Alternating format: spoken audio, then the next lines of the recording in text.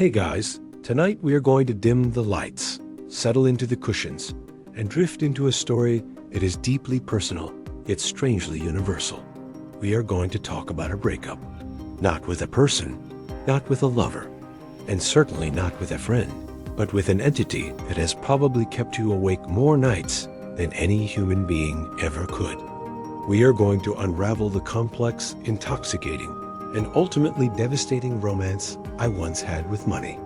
I want you to close your eyes and visualize that specific, heavy feeling in your chest when you check your bank balance, that cocktail of hope, fear, and adrenaline. We're going to go back to the very beginning of that feeling to understand why we let green paper and digital digits dictate our happiness.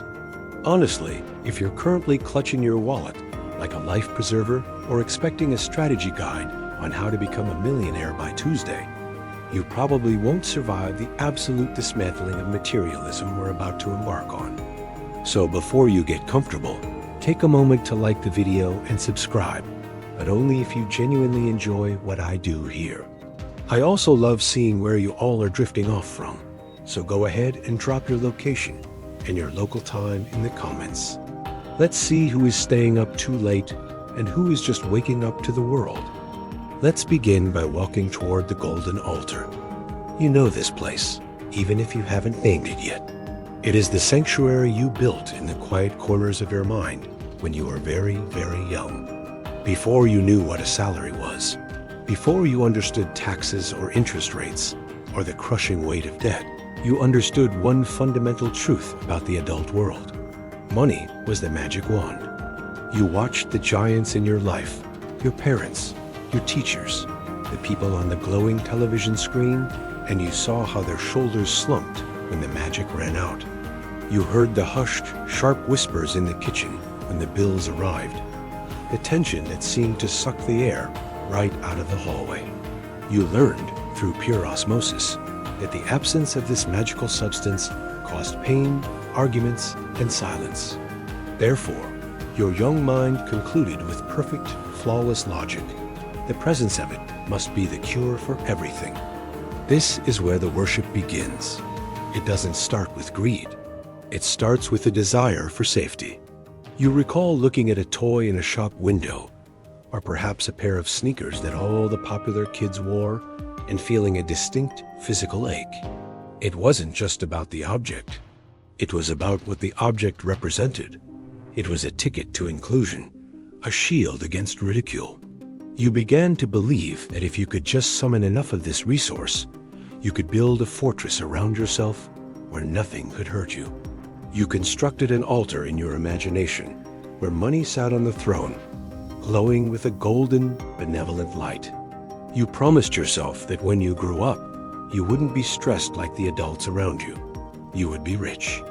And being rich didn't just mean having things. It meant being fixed. As you moved through adolescence, the seduction deepened. The golden altar became more elaborate. It wasn't just about avoiding pain anymore. It was about the promise of a superior identity. You started to look at the world through a filter that assessed value based on price tags.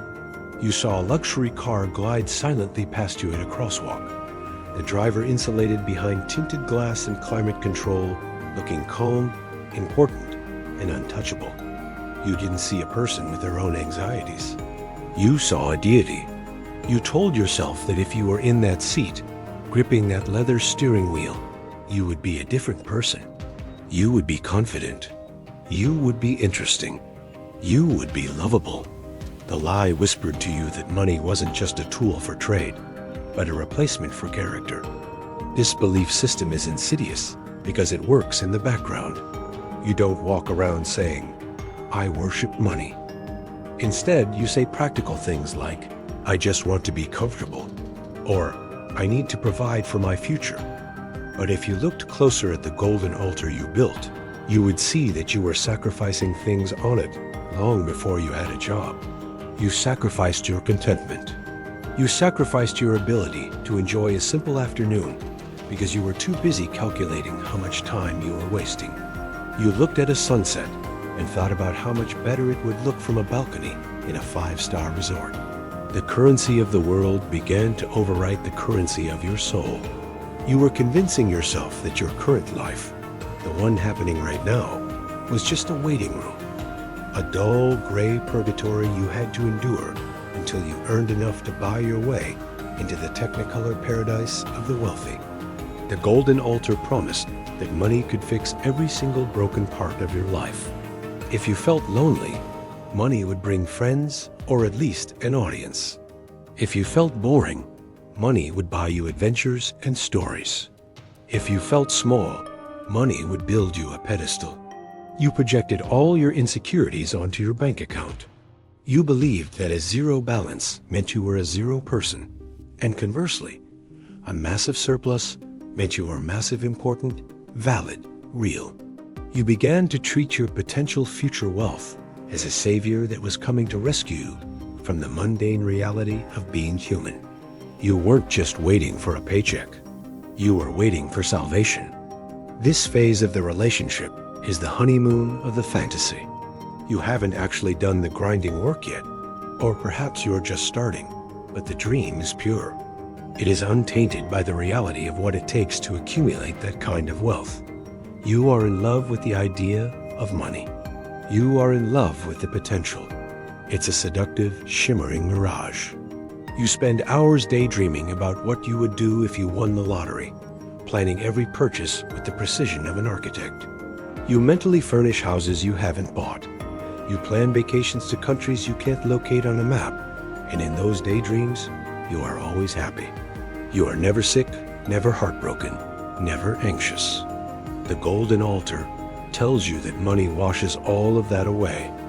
You stop seeing people as people and start seeing them as metrics. The kid in the old clothes is a warning. The man in the tailored suit is a goal. You start to curate your friends, your hobbies, and even your speech to align with the acolyte you want to become. You read the biographies of billionaires not to learn their business strategies, but to absorb their essence, hoping that by mimicking their morning routines or their reading habits, you might catch the golden fever. You are preparing yourself to serve the altar.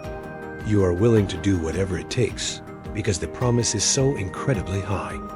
Total, absolute freedom from the human condition. But here's the tragedy of the golden altar. It is built on a fundamental misunderstanding of what it means to be alive. You are trying to solve internal problems with external solutions. You are trying to buy self-esteem. You are trying to lease peace of mind. You didn't know it yet, but you were setting yourself up for a game that was rigged from the start.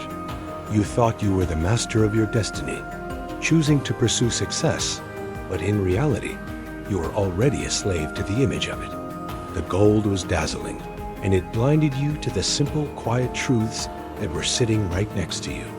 The joy of a shared joke, the peace of a deep sleep, the taste of cold water on a hot day. None of those things required the altar, but you were too busy looking up at the golden calf to notice. The foundation was laid. The belief was cemented. You were absolutely certain that the only thing standing between you and eternal happiness was a specific number in a database. You were hungry, not for food, but for validation. You were ready to run the race. You were ready to trade your hours, your days, and your years for the promise of that golden light. The altar was waiting, and you were about to step onto the treadmill that fueled it, convinced that if you just ran fast enough, you would finally catch the horizon. The moment the theory turned into reality usually happened in a uniform that didn't fit quite right. Maybe it was a fast food polo shirt, smelling faintly of synthetic grease, or perhaps it was oversized office attire you borrowed from a parent to file papers in a windowless room. It doesn't matter where it happened. What matters is the transaction. You gave them your time, those precious, youthful Saturday afternoons, or those sluggish hours after school, and in return, they handed you the proof of your worth. You remember the anticipation of that first real payday. It wasn't like the allowance you might have received as a child, which was given out of obligation or love. This was earned. This was cold, hard confirmation that you were a functioning cog in the great machine. You waited for that cycle to close, checking the calendar, feeling a vibrating tension that you couldn't quite name. You were standing at the precipice of the economy, about to take your first dive. When the moment finally arrived, it felt less like a financial transaction and more like a chemical injection. Whether it was a physical check, textured and official, or a digital deposit notification lighting up your phone screen, the sensation was electric. You stared at the number. It was likely a small number by the standards of the world, a pittance that wouldn't cover a month of rent in the city of your dreams. But in that moment, it was a fortune. It was yours. You felt a rush of adrenaline that started in your chest and tingled all the way down to your fingertips. This was the high. This was the first hit of the drug that the golden altar had promised you. The abstract concept of wealth had suddenly condensed into a tangible reality that you could hold, count, and control. You walked differently that day. There was a literal spring in your step, a secret weight in your pocket that acted like a gravitational anchor, keeping you tethered to a newfound sense of importance. You felt powerful. You looked at the items in store windows, not as distant, impossible artifacts, but as potential acquisitions. The world had shifted from a museum where you were merely a spectator to a marketplace where you were a participant. You felt a sudden, intoxicating agency. You could trade this paper for pleasure, for status, for a different version of yourself. The connection between effort and reward was forged in steel right then and there. You worked, you suffered a little, and then you got the prize. It was a simple loop, and it felt incredibly satisfying, like solving a puzzle or unlocking a level in a video game. Naturally, you had to test the power of this new tool. You had to convert the potential energy of the money into the kinetic energy of ownership. You went out and bought something, not something you needed, like socks or toothpaste, but something you wanted. Maybe it was a video game, a piece of clothing with a specific logo, or an expensive meal that you ate slowly, savoring the taste of independence. That transaction was a ritual.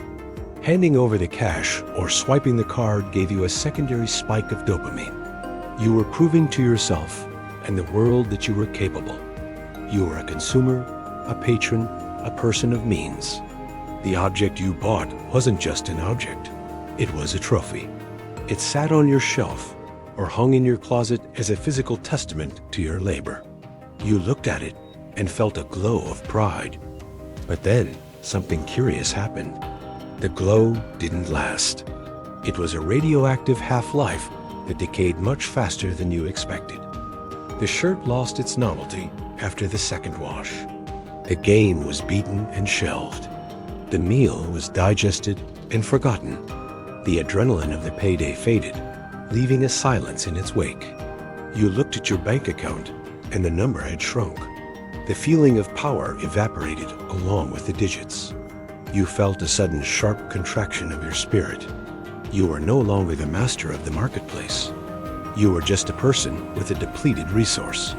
The high was gone, and in its place came a low, gnawing emptiness. It was the first time you experienced the withdrawal, the subtle crash that comes after the consumption. This is where the insatiable hunger began to take root. You realized, with a sinking feeling, that the amount you had earned was not enough. It was enough to buy the small thing, sure, but it wasn't enough to sustain the feeling of invincibility. You calculated how quickly that money had vanished and realized that to maintain the high, you needed a steady supply. You didn't just need another paycheck, you needed a bigger one. You started to do the math of your life. If X hours of boredom equaled Y dollars of happiness, then surely 2X hours would equal 2Y dollars. You began to look at the calendar not as a series of days to be lived, but as a series of pay periods to be endured. You were already chasing the next hit before the current month was even over. The trap tightened because your definition of enough proved to be incredibly elastic.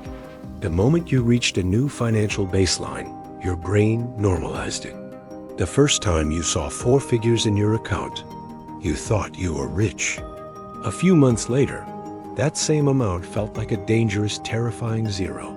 You needed a buffer, You needed a cushion. You needed more. The hunger wasn't biological. It was psychological. You were trying to fill a bucket with a hole in the bottom. Every time you poured money in, you felt a momentary sense of fullness, but it inevitably drained away, leaving you scrambling to refill it. You weren't greedy in the villainous sense. You were just biologically wired to adapt, and you adapted to the money so quickly that the joy of having it was almost instantly replaced by the fear of losing it. You started to look at your coworkers and bosses differently. You weren't looking for mentorship. You were looking for their salary bands. You saw the manager with the nicer car and thought, if I can just get to that level, then the feeling will stay. You convinced yourself that the issue wasn't the nature of the game, but your position on the scoreboard. You just needed to score higher points. The rush you felt from that first paycheck became the dragon you were chasing. You wanted that pure, unadulterated feeling of I made it to last forever. But the nature of a rush is that it is temporary. To get the same effect, you needed a higher dose. The entry-level wage didn't excite you anymore. It barely registered. You needed the raise, the bonus, the overtime. This cycle changed the way you viewed your own energy.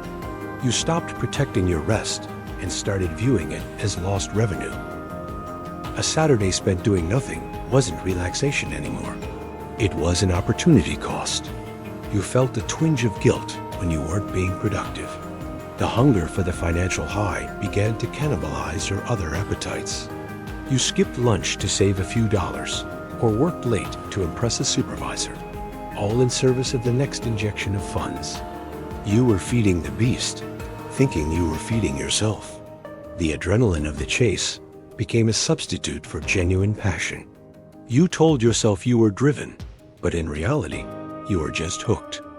The seduction was complete because the system gave you just enough positive reinforcement to keep you running. Every now and then, you'd get a little extra, a tax refund, a holiday bonus, and the high would return sharp and sweet. See? Your brain whispered, it works. Just keep going. You ignored the exhaustion, the boredom, and the nagging sense that you were running in circles.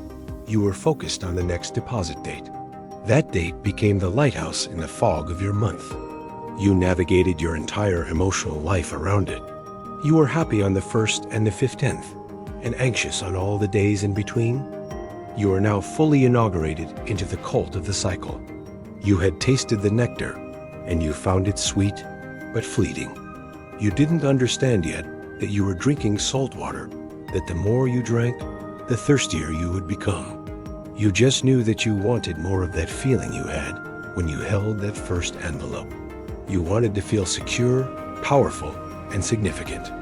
And so, you tightened your shoelaces, looked up at the next rung on the ladder, and prepared to climb, driven by a hunger that would only grow with every step you took.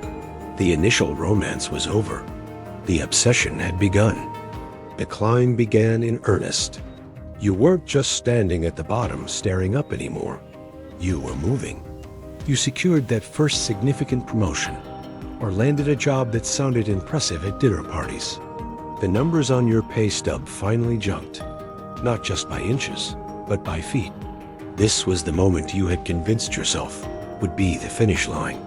You remember looking at that offer letter and doing the mental math, telling yourself, if I make this much, I'll have everything covered, plus extra.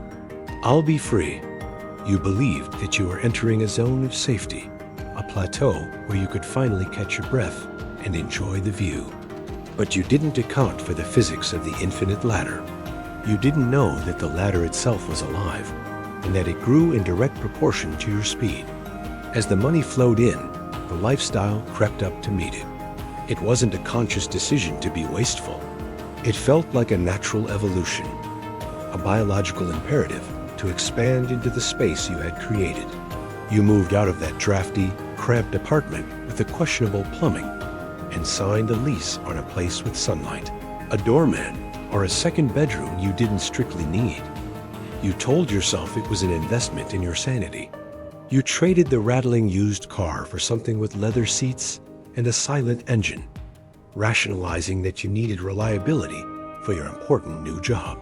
You swapped generic groceries for organic brands, the cheap coffee for the artisanal brew, and the ragged gym bag for a sleek branded duffel. For a brief, shimmering moment, it worked. You felt the upgrade. There is a distinct sensory pleasure in newness. The smell of a fresh car interior, the firm snap of high-quality luggage, the silence of a well-insulated room. You walked around your new life feeling like you were wearing a custom-tailored suit. You had arrived. You invited friends over just so they could see the view from your window, feeding off their validation. You felt like you had cracked the code. You were finally living the way you were supposed to live. The friction of existence seemed to smooth out. The minor inconveniences that used to plague you, waiting for the bus, fixing broken appliances, eating questionable leftovers, vanished, replaced by the seamless hum of convenience that money provides. But then, the laws of human psychology kicked in with brutal efficiency.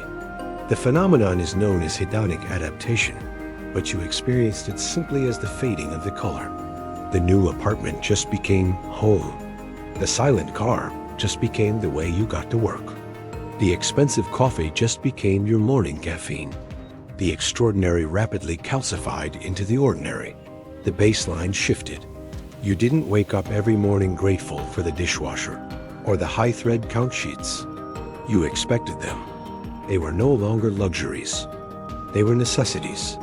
And because they were necessities, they no longer brought you joy, but the prospect of losing them brought you terror. This is the insidious mechanism of the infinite ladder. You thought you were climbing toward a ceiling where you could stop and rest, but every time you pulled yourself up to a new rung, the ceiling moved higher. You looked around at your new peer group, the other people on this level of the ladder, and suddenly, your success looked mediocre. You weren't comparing yourself to the struggling student you used to be. You were comparing yourself to the senior director down the hall who had a vacation home and a boat. Your enough was no longer enough because the context had changed. You saw what was possible at the next level, and the hunger returned, sharper and more demanding than before. You found yourself saying things like, "I just need to make X amount, and then I'll be comfortable." But you had said that exact same thing $10,000 ago. You had said it $20,000 ago. You were chasing a horizon that retreated exactly as fast as you ran toward it. The goalposts didn't just move, they were mounted on wheels. You were earning more money than your younger self could have ever fathomed, yet you felt just as broke, just as stretched, and just as anxious.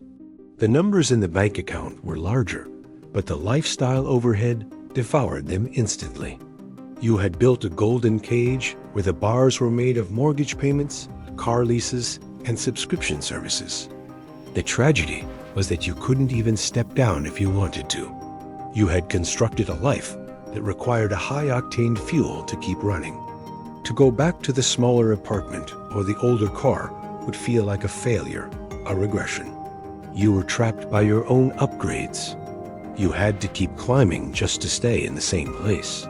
The freedom you thought you were buying was actually a tighter leash. You had more to lose now. The stakes were higher. If you lost your job before, you might have had to crash on a friend's couch. Now, if you lost your job, the whole complex infrastructure of your existence would collapse. The anxiety didn't disappear with wealth. It just mutated. It changed from "how will I survive" to "how will I maintain this?" You began to notice that the ladder was lonely. The higher you climbed, the thinner the air became. The conversations with friends changed. You couldn't complain about money anymore because you were doing well, so you suffered the stress in silence. You felt a disconnect from people who hadn't started the climb, a subtle wall of glass building up between you and the ground floor. You were surrounded by other climbers, all of them looking up, all of them focused on their own next rung. You were part of a collective delusion that the happiness was just one promotion away, just one bonus away, just one lucky break away. The fatigue started to set in, a deep, marrow-level exhaustion. You were running a marathon at a sprint's pace. You looked at the things you had accumulated, the gadgets, the clothes, the furniture, and wondered why they weren't doing their job. They were supposed to make you happy.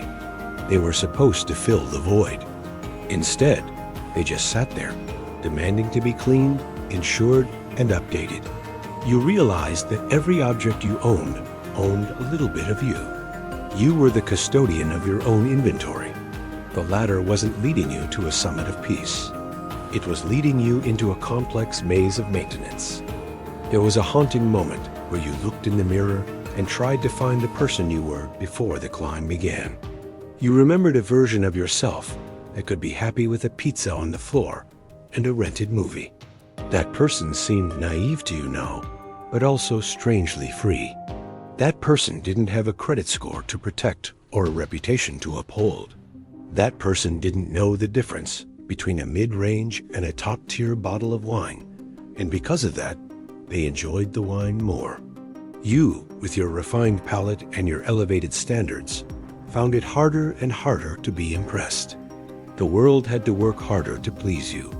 You had become a connoisseur of your own dissatisfaction. You were winning the game, according to the scoreboard, but you were losing the ability to enjoy the play. The infinite ladder had tricked you. It promised that if you climbed high enough, you would reach the stars. But all you really found was more ladder, stretching up into the dark, endless void above you.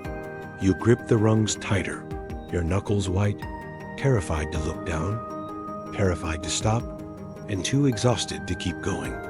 But you climbed anyway, because the golden altar was still up there somewhere, whispering at the next rung, the next one would be the one where you finally felt safe. The climb up the ladder wasn't powered by magic. It was powered by a very specific, non-refundable currency that you began to spend with reckless abandon. This is the phase where you started selling hours for digits. You stopped viewing your day as a sunrise to sunset journey of experiences and started viewing it as a pie chart of billable productivity.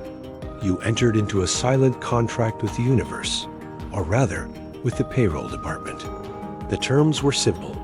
You would slice off chunks of your living, breathing existence, freeze-dry them into labor, and hand them over in exchange for numbers that would move from one computer server to another.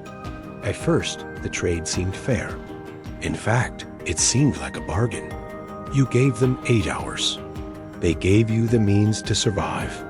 But as the ladder grew taller, the exchange rate began to warp. You started to calculate the value of your life in hourly increments. This is a profound shift in human consciousness. You looked at a price tag on a pair of shoes and didn't see dollars. You saw 4 hours of sitting in a meeting. You looked at a dinner bill and saw half a day of stress. This mental conversion made you feel efficient, but it also commodified your soul. If you were earning, say, $50 an hour, then an hour spent sleeping or watching the clouds drift by suddenly felt like a loss of $50.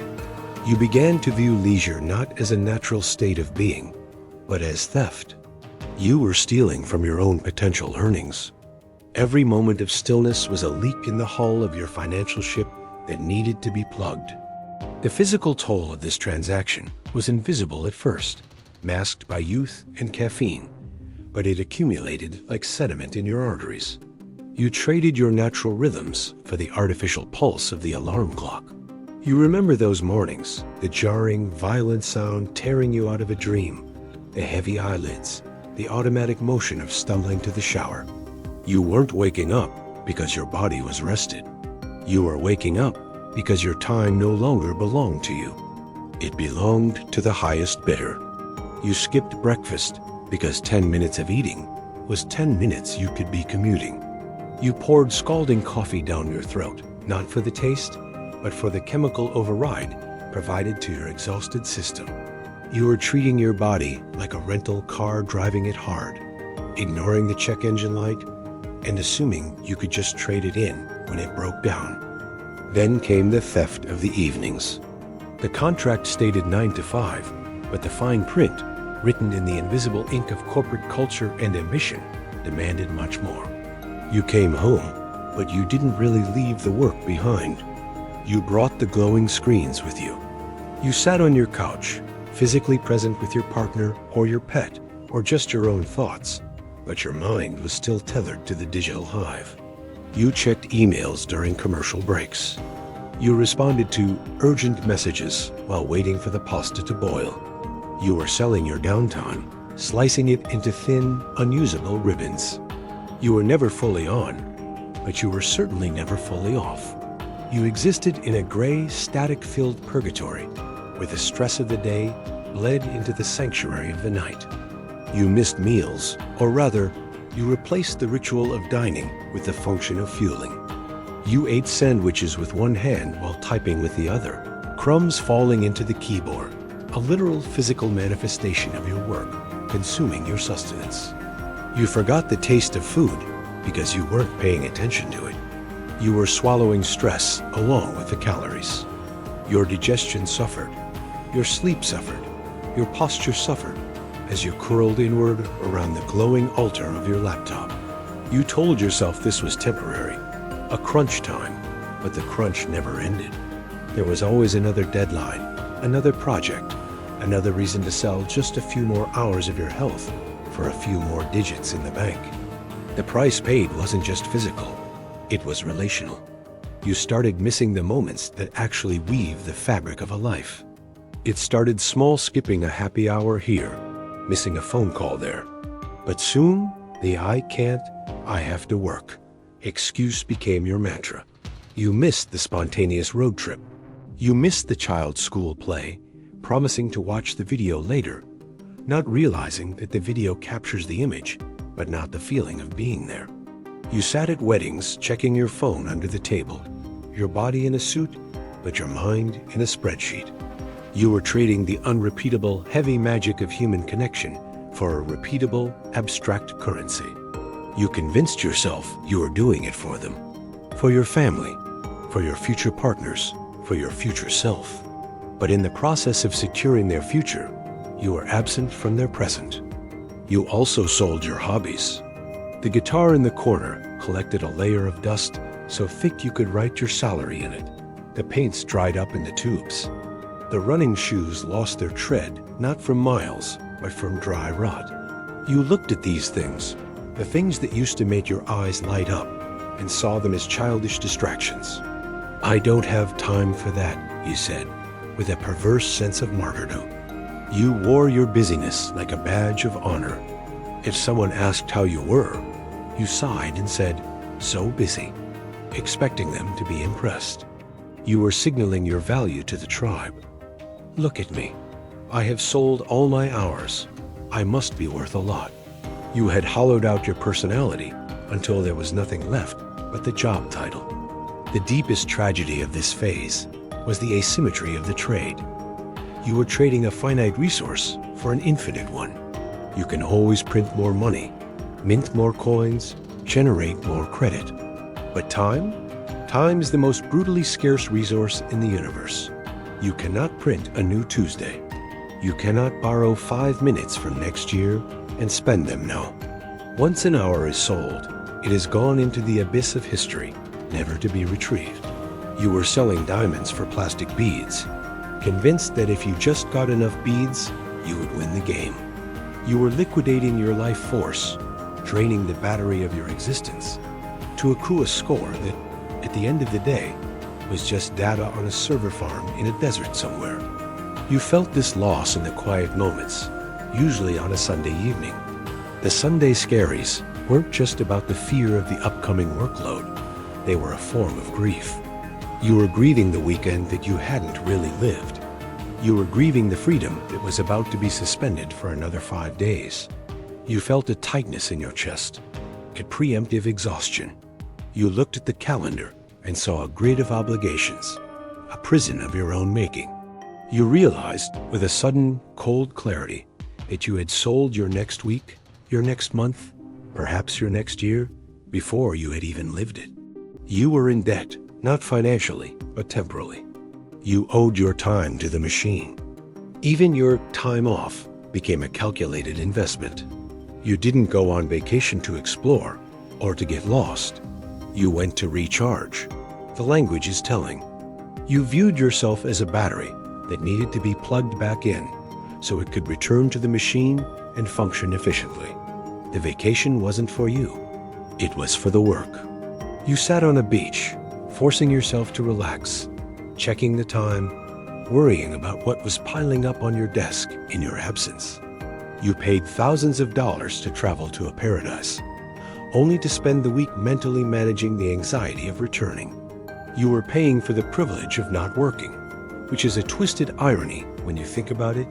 You worked to make money, and spent that money just to buy a brief respite from the work.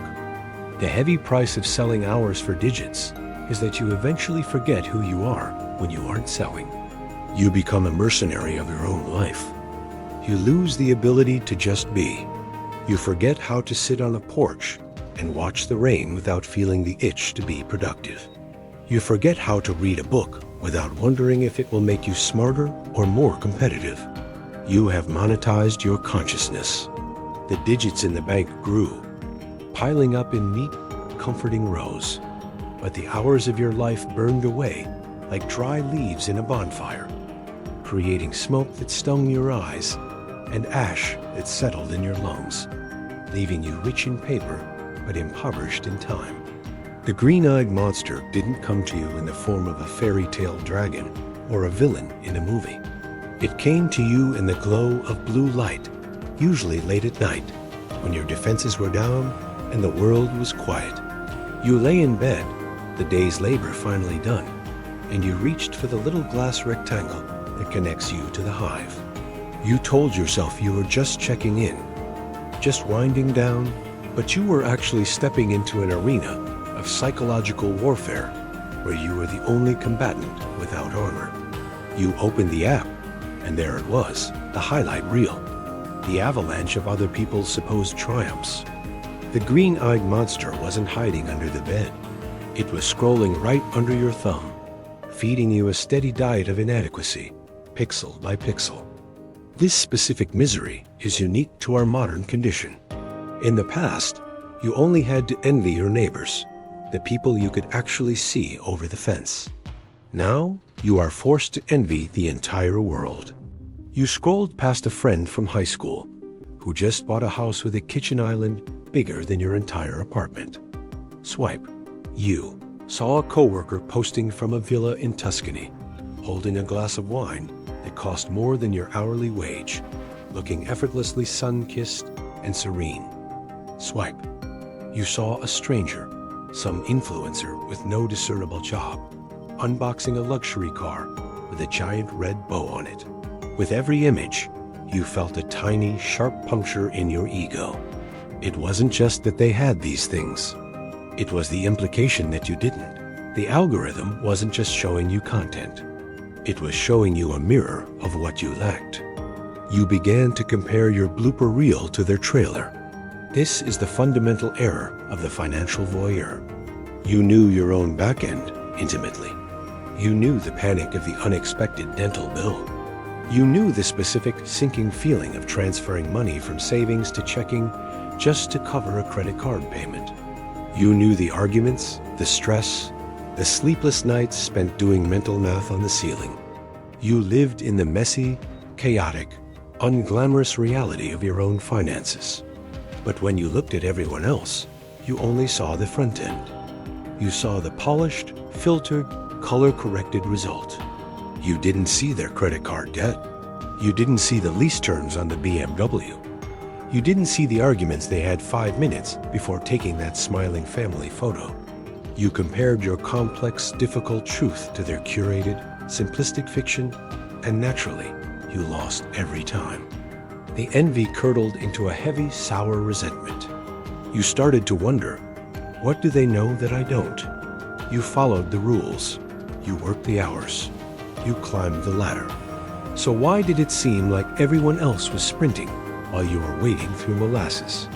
You looked at the guy who made the same salary as you, but somehow seemed to be wearing better clothes and eating in better restaurants. You started doing forensic accounting on your friends' lives. How can they afford that trip? You whispered to yourself, did their parents pay for the wedding? Are they drowning in debt? Or am I just terrible with money? You became a detective of other people's pockets, searching for the secret variable that explained the disparity. You couldn't enjoy their success because it felt like a direct indictment of your failure. This comparison trap distorted your reality. You started to believe that rich was the default setting for everyone else. It seemed like the entire world was attending a perpetual grand opening, a never-ending gala where you were the only one stuck outside behind the velvet rope. You forgot that people don't post pictures of their overdue notices. They don't Instagram their instant noodle dinners on the nights before payday. The feed is a museum of peak experiences, not a documentary of daily life. But your brain, primitive and seeking social hierarchy, couldn't distinguish between the digital performance and the gritty reality. You internalized the idea that you were falling behind in a race that no one was actually officially running. The misery drove you to spend money. You didn't have to impress people you didn't even like. This is the defensive maneuver of the envious. You felt the need to post your own highlights to prove you were still in the game. You bought the expensive tickets, not because you loved the band, but because you needed the picture from the concert. You ordered the visually stunning cocktail instead of the beer you actually wanted, just so you could capture the aesthetic. You were curating your own exhibition, contributing to the very noise that was making you miserable. You were trying to signal to the tribe, I am successful, I am safe, I am one of you. But the momentary dopamine hit of a like couldn't erase the anxiety of the credit card transaction that fueled it. You were building a Potemkin village of prosperity, a beautiful facade with nothing behind it but scaffolding and stress. You found yourself becoming bitter towards the people you claimed to love. A friend's good news became a trigger for your own insecurity. When they announced a raise or a new car, you smiled and said, "That's amazing." But inside, your stomach turned over. You felt a flash of anger. Why them? Why not you? You couldn't sit with them in their joy because you were too busy calculating the gap between their fortune and yours. The money, or the lack of it, became a third person in your friendships, a silent wedge driving you apart. You started avoiding certain social circles where the wealth was too flaunted, where the check was split evenly without a thought, terrifying you because you had ordered the side salad while they ordered the psych. The envy was isolating you, turning you into an observer rather than a participant. Then there was the mirage of easy money that the internet loves to parade before your eyes. You watched videos of 20-year-olds claiming to make millions in crypto, dropshipping, or day trading from their laptops on a beach in Bali. They spoke with such confidence, mocking the 9-to-5 grind that consumed your life. They made you feel like a fool for working hard. They sold the idea that wealth was a cheat code you just hadn't entered yet. This bred a specific kind of toxic impatience. You didn't just want money. You wanted that money, the fast, effortless, magical money that seemed to rain down on everyone else. You felt like you were playing a rigged game by the old rules, while everyone else had moved on to a new, easier version. You let the external symbols of wealth define your internal state of worth. If you saw someone with a luxury watch, you assumed they were happy. You assumed they were smart. You assumed they had made it. You projected all your fantasies of the golden altar onto these strangers. You didn't stop to consider that the person in the luxury car might be driving to a divorce lawyer, or that the person in the mansion might be battling a crushing depression. You stripped them of their humanity and reduced them to their net worth. You dehumanized them, and in doing so, you dehumanized yourself, reducing your own complex, beautiful existence to a single, inadequate number. The green-eyed monster made you blind to your own abundance.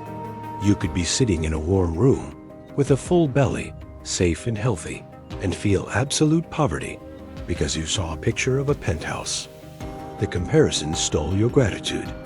It reached into your pocket and robbed you of the joy of what you actually possessed. You couldn't appreciate your reliable Honda because it wasn't a Tesla. You couldn't enjoy your cozy apartment because it wasn't a loft. The bar for satisfaction was set by the outliers, the top 1% of the 1%, making your very reasonable, very decent life feel like a consolation prize. You were starving at a banquet because you were too busy looking at the table next to you. The exhaustion of this phase is profound. It is the exhaustion of acting. It is the exhaustion of constantly measuring up. You were living in a hall of mirrors, distorted and endless, chasing reflections. You were trying to win a competition that existed entirely in your head. The green-eyed monster whispered that you were small, that you were behind, that you were irrelevant, and you believed it. You let the curated lies of the digital world dictate your emotional reality.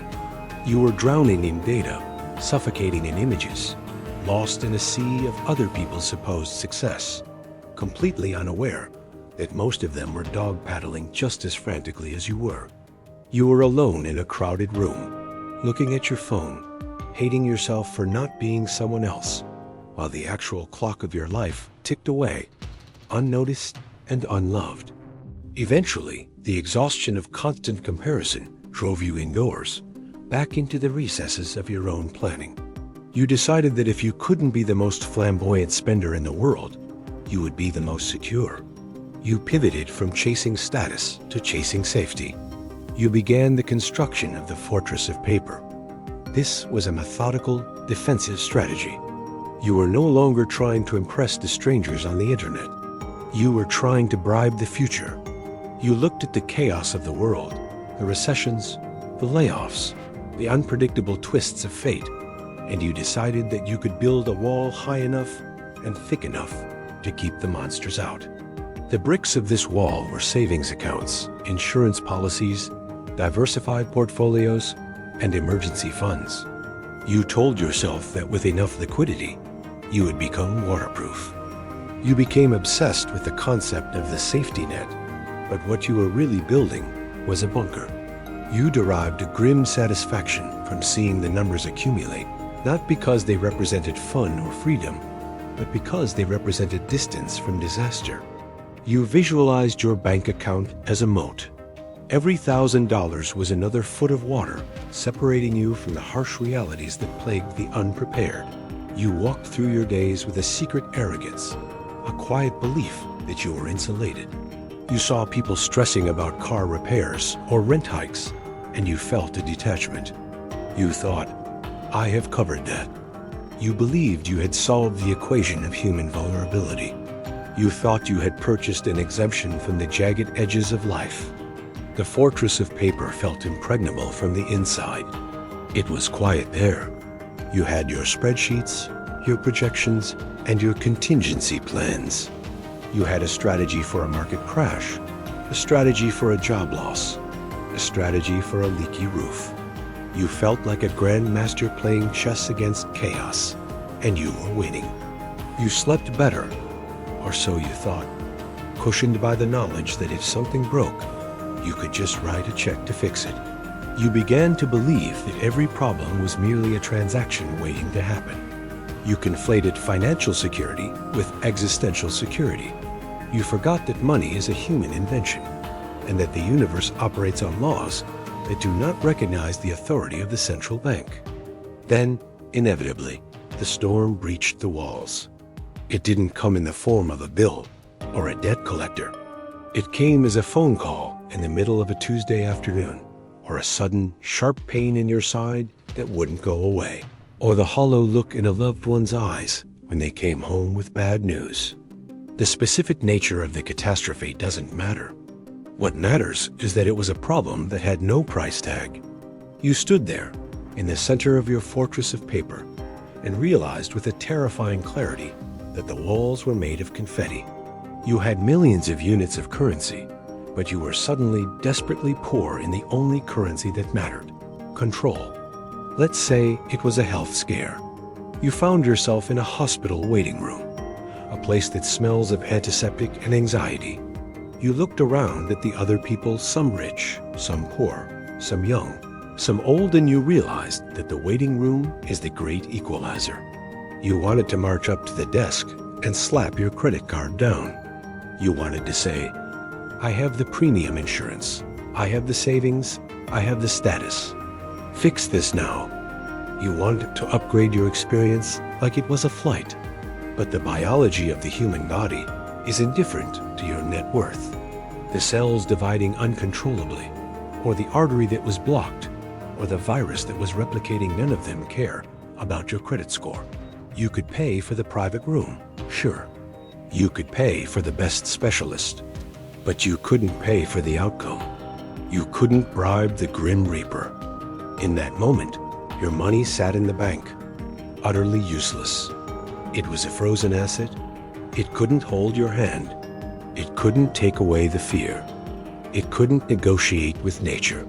You felt a profound sense of betrayal. You had held up your end of the bargain. You had worked, saved, and sacrificed. You had built the fortress. Why wasn't it protecting you? Why were you just as scared, just as small, and just as fragile as the person with $0 in their pocket? You realized that you had spent years preparing for financial inconveniences while leaving yourself completely naked before the true tragedies of the human condition. You had fire insurance, but you were drowning. Or perhaps the storm was a loss of a different kind, a breakup, a divorce, or the death of someone you loved. You found yourself sitting in a silent house, surrounded by the high-quality furniture you had carefully selected, staring at the walls you owned. The silence was deafening.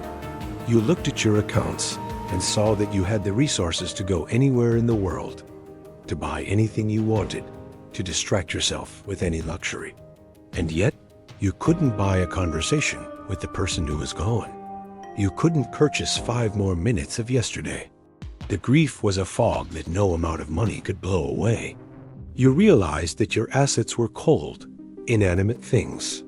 They offered no comfort. A pile of gold makes for a very hard pillow when you are weeping.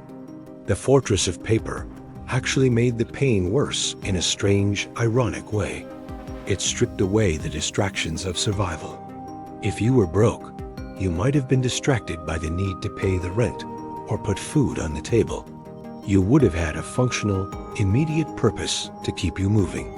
But because you were secure, you were left alone with the raw, unadulterated existential dread. You had cleared the deck of all the small problems, leaving only the giant, unmovable monsters of mortality and loneliness. You had paid for peace and quiet, and now the quiet was screaming at you.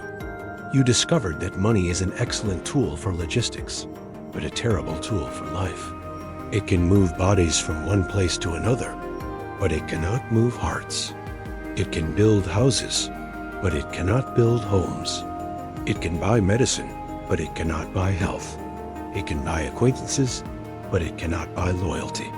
The realization hit you that you had been worshiping a god with no power in the realm where it truly counted. You felt foolish. You felt like a child who had built a fort out of blankets to stop a hurricane. The illusion of safety dissolved. You were not untouchable. You were just a soft, biological creature living in a hard, unpredictable world. And all your digits were just scratches on a screen, impotent against the sheer magnitude of reality. The fortress crumbled, not because the money was gone, but because the belief in the money was gone. You looked at your bank balance and no longer felt a surge of relief. You felt a disconnect.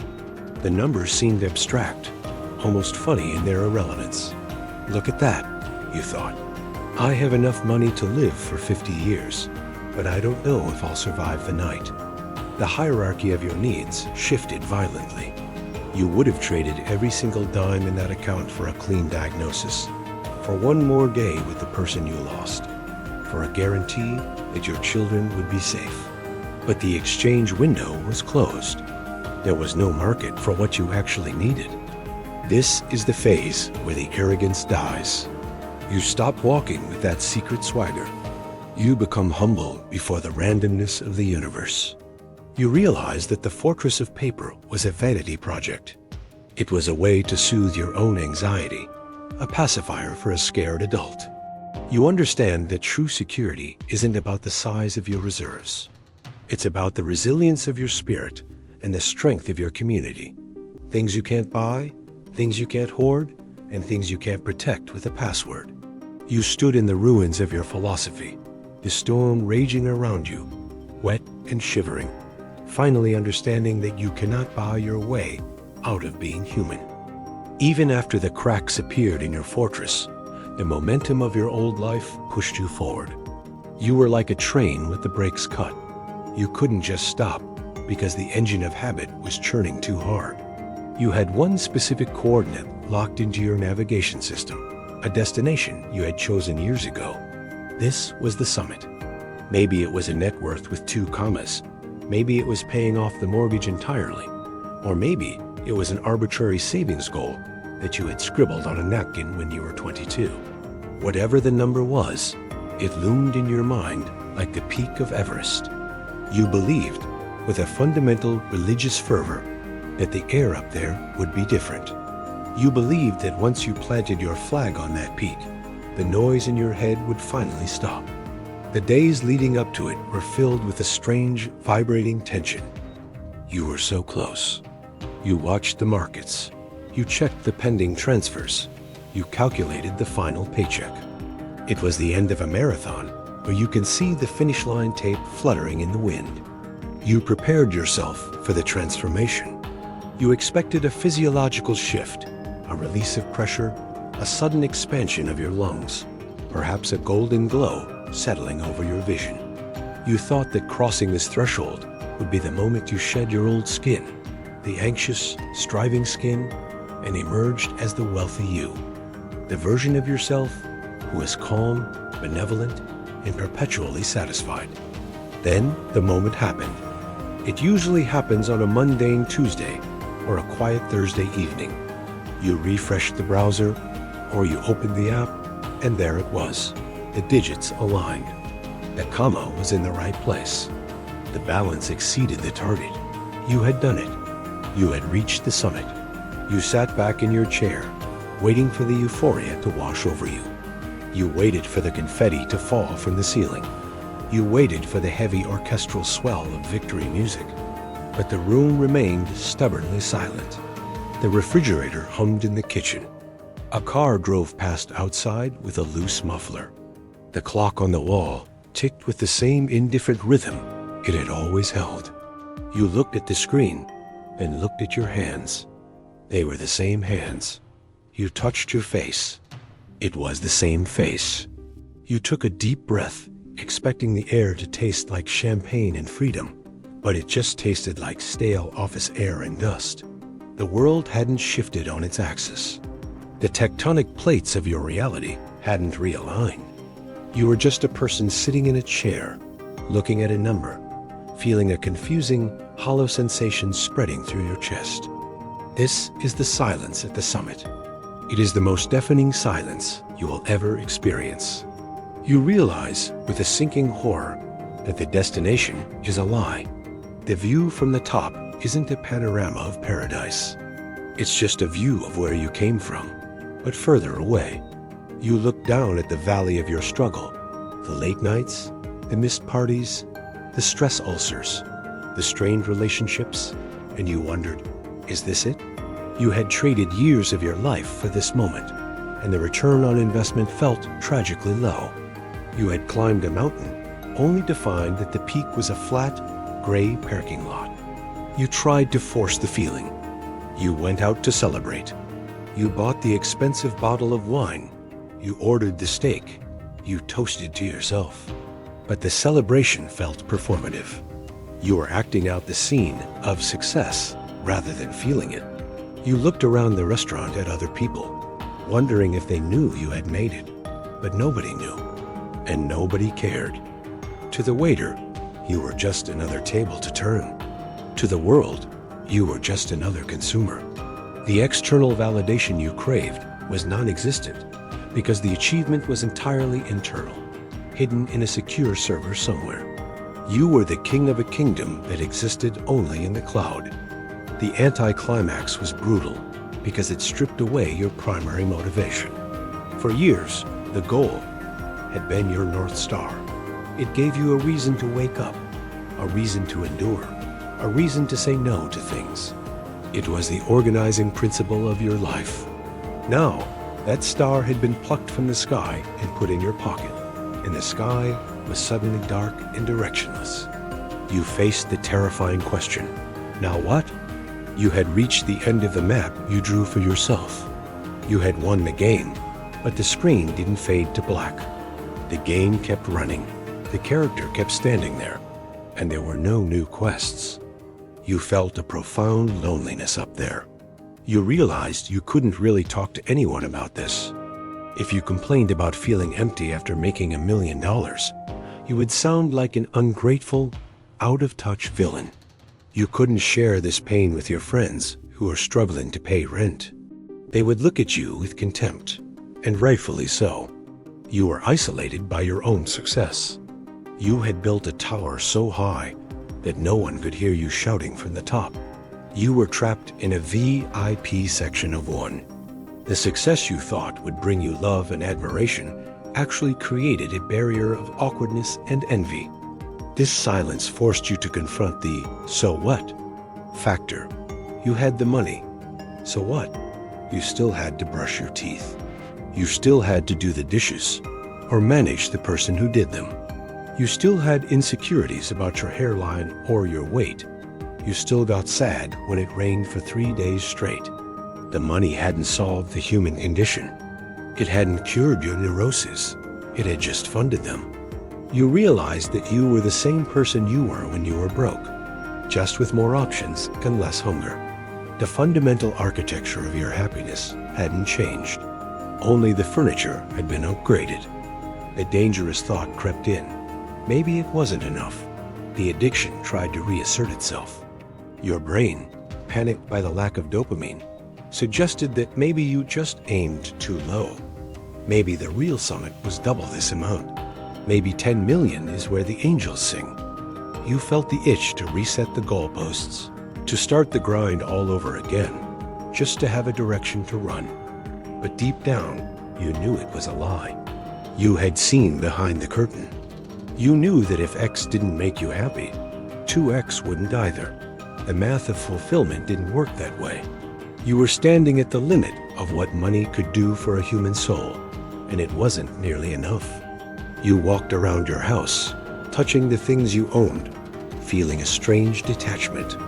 The expensive couch, the art on the walls, the high-end electronics, they felt heavy.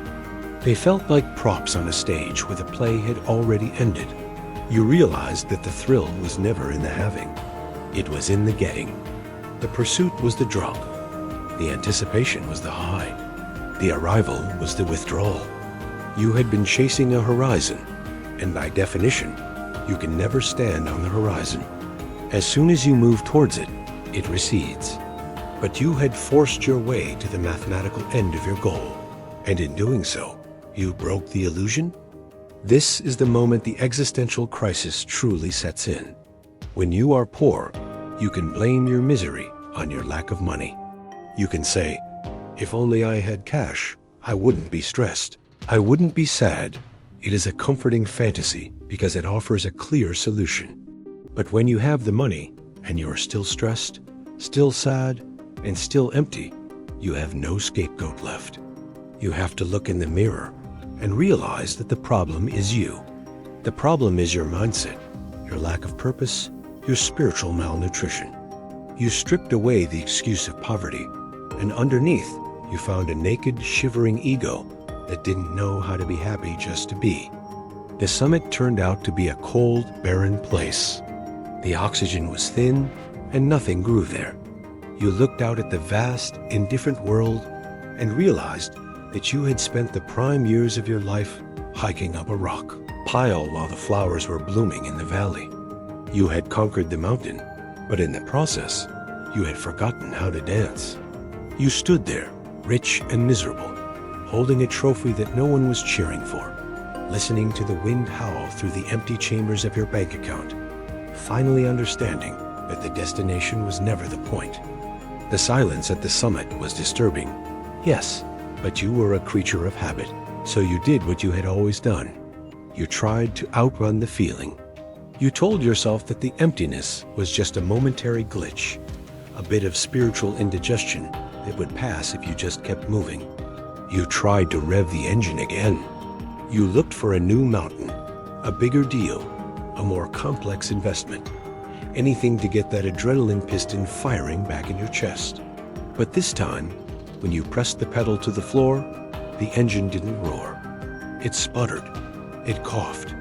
And then, with a sound like a heavy steel cable snapping under too much tension, it died completely. This is the crash and burn. It rarely happens with the cinematic flair of a movie explosion. There is usually no dramatic ambulance ride, no public fainting spell in the boardroom, no screaming match in the rain. It is often quiet, humiliating, and terrifyingly mundane. For you, it might have been a Tuesday morning. You sat on the edge of your bed, one sock on, one sock off, staring at the pattern of the rug. You knew you had to get up. You knew the schedule demanded your presence. You knew the emails were piling up like snowdrifts. But your body, which had been your loyal, abused servant for decades, finally went on strike. It didn't send a memo. It just engaged the emergency brakes. You couldn't move. It wasn't that you wouldn't. It was that the command lines from your brain to your limbs had been severed by sheer exhaustion. You felt a physical weight pressing down on your shoulders, a gravity that seemed to have doubled overnight. The thought of answering one more question, making one more decision, or pretending to care about one more quarterly target made you physically nauseous. The mask you had worn for so long, the mask of a competent, high-energy, successful earner, cracked and fell off, shattering on the floor. You lay back down, pulling the duvet over your head, hiding from the empire you had built. You were the king of the castle, and you were hiding in the dungeon. This phase is characterized by a profound, marrow-deep fatigue. It isn't the kind of tired that a good night's sleep can fix. It is a debt of rest that you have been accruing for years, and the bill has finally come due with compound interest. You slept for 12 hours and woke up exhausted. You moved through your house like a ghost, haunting your own life. The things you owned, the trophies of your labor, seemed to mock you. The expensive espresso machine hissed at you. The luxury car sat in the driveway like a useless sculpture. You looked at them and felt nothing but a dull resentment. They required energy to maintain, and you had absolutely zero energy left to give. The crash forced you into a brutal, involuntary detox. You stopped checking the markets. You stopped responding to texts. You ghosted your own ambitions. The fear that used to drive you, the fear of falling behind, of being poor, of being irrelevant, was suddenly replaced by a much larger, more immediate fear, the fear that you had broken yourself permanently. You lay there in the dark, heart hammering a frantic, irregular rhythm against your ribs, wondering if this was it, wondering if you had traded your vitality for a number, and now that you had the number, you had no life left to live with it. It was in this darkness that the interrogation began. Without the noise of the hustle to distract you, the questions you had been suppressing for years came rushing in. Who are you without the job title? What do you actually like? Who loves you for you, and not for what you provide? The answers were slow in coming, and often painful. You realized that you had built an identity entirely around output. You were a human doing, not a human being.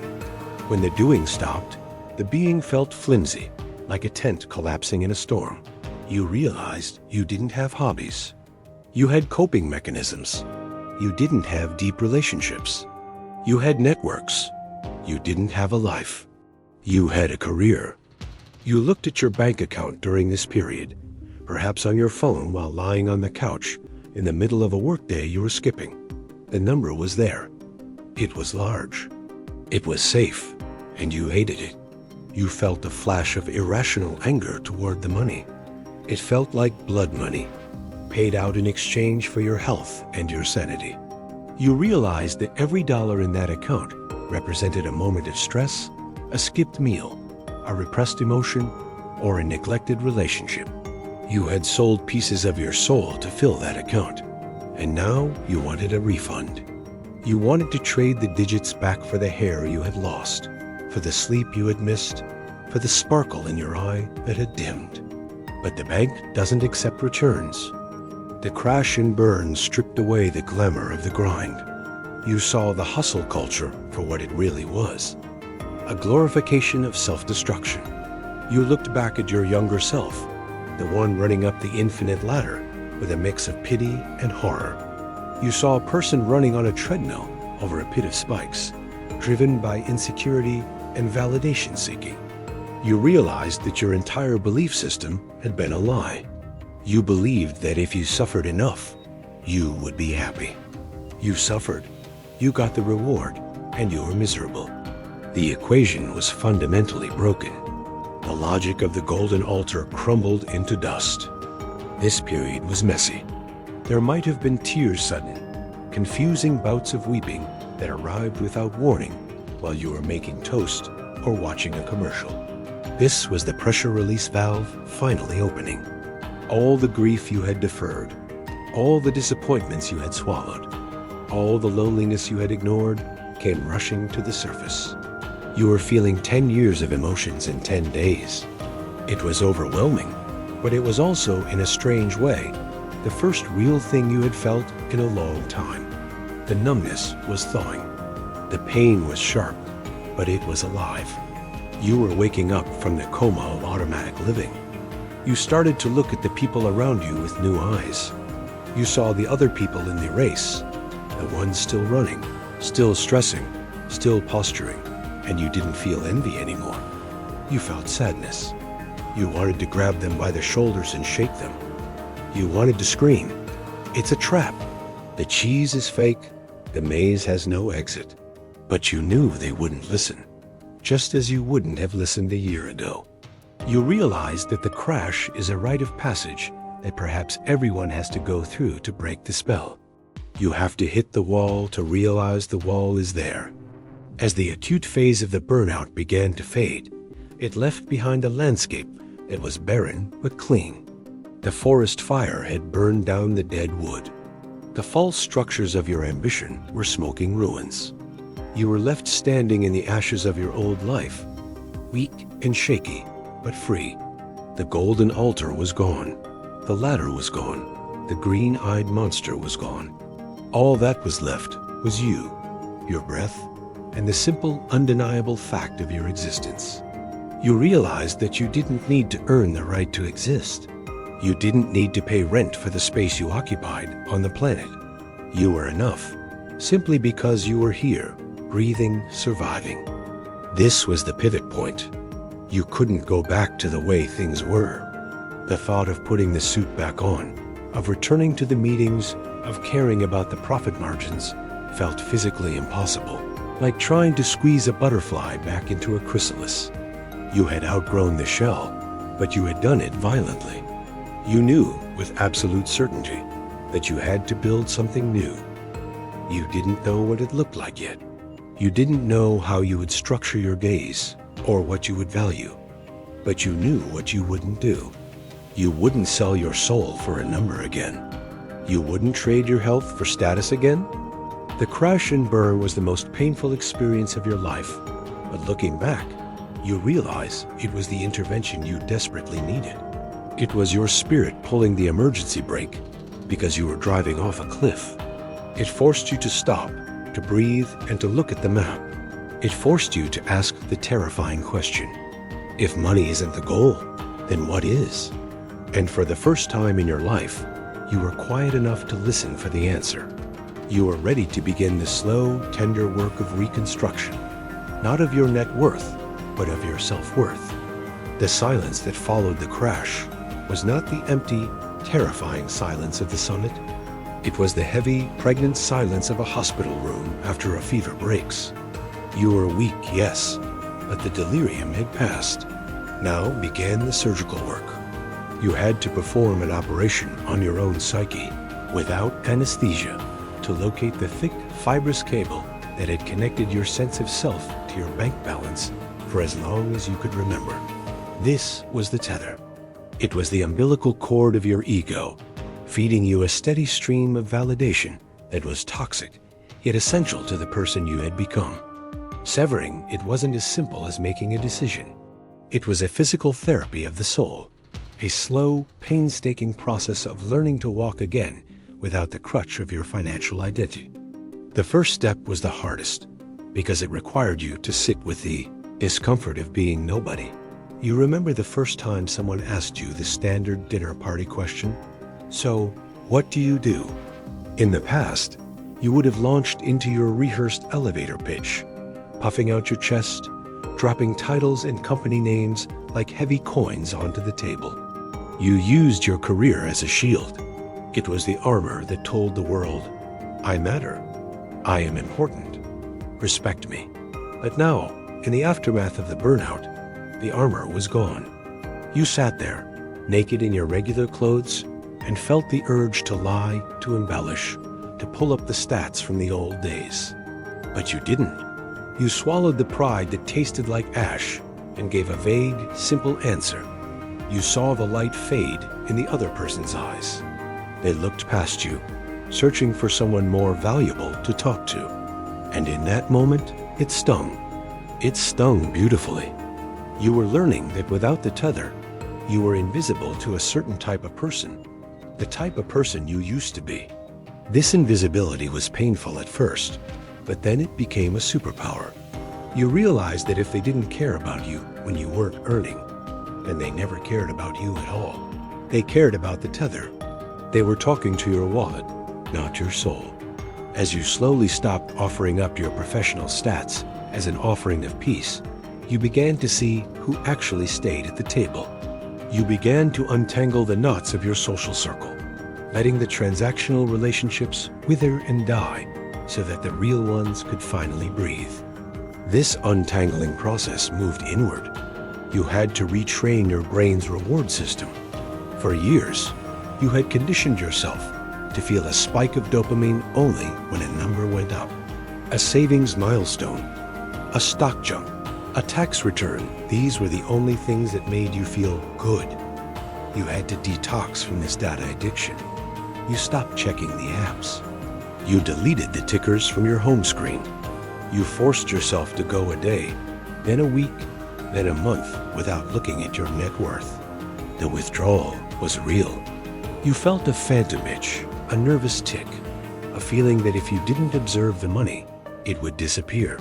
You felt irresponsible, like a captain abandoning the bridge. But you held the line. You forced yourself to exist in a state of financial ambiguity. In this void, you had to answer the question, if I am not a machine for making money, then what am I? It was a terrifying question, because for a long time, the answer was nothing. You had hollowed yourself out to make room for the hustle. Now you had to fill that space back up with things that had zero market value. You started to pay attention to how you made your coffee in the morning, not as a caffeine delivery system, but as a ritual. You noticed the way the light hit the floorboards at 7 a.m. You found yourself lingering on a page of a book, not because it contained information you could monetize, but because the sentence was beautiful. You were reclaiming your senses. You were beginning to value your own perception of the world more than the world's perception of you. You had to confront the deep-seated shame that arises when you aren't producing. The tether whispered to you that rest was laziness, that silence was failure. You had to argue with this voice every single day. You had to consciously tell yourself that sitting on a park bench for an hour, doing absolutely nothing, was not a waste of time. It was an act of rebellion. You were rebelling against the industrialization of your spirit. You were asserting that your value was inherent, like a tree or a mountain, not conditional, like a stock option. You repeated the mantra until it started to sound true. I am not what I have. I am not what I do.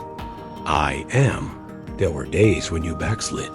You would see a luxury car ad or hear a friend talking about a massive bonus, and the old hunger would flare up the desire to reattach the tether, to plug back into the matrix where the rules were clear and the points mattered. You would feel that familiar pang of inadequacy, the green-eyed monster trying to claw its way back out of the grave.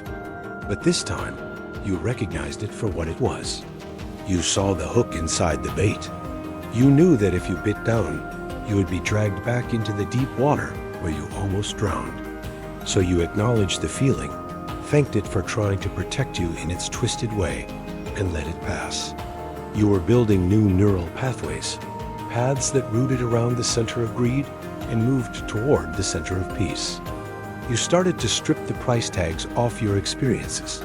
Before, a good vacation was an expensive one. A good meal was a pricey one. The quality was inextricably linked to the cost.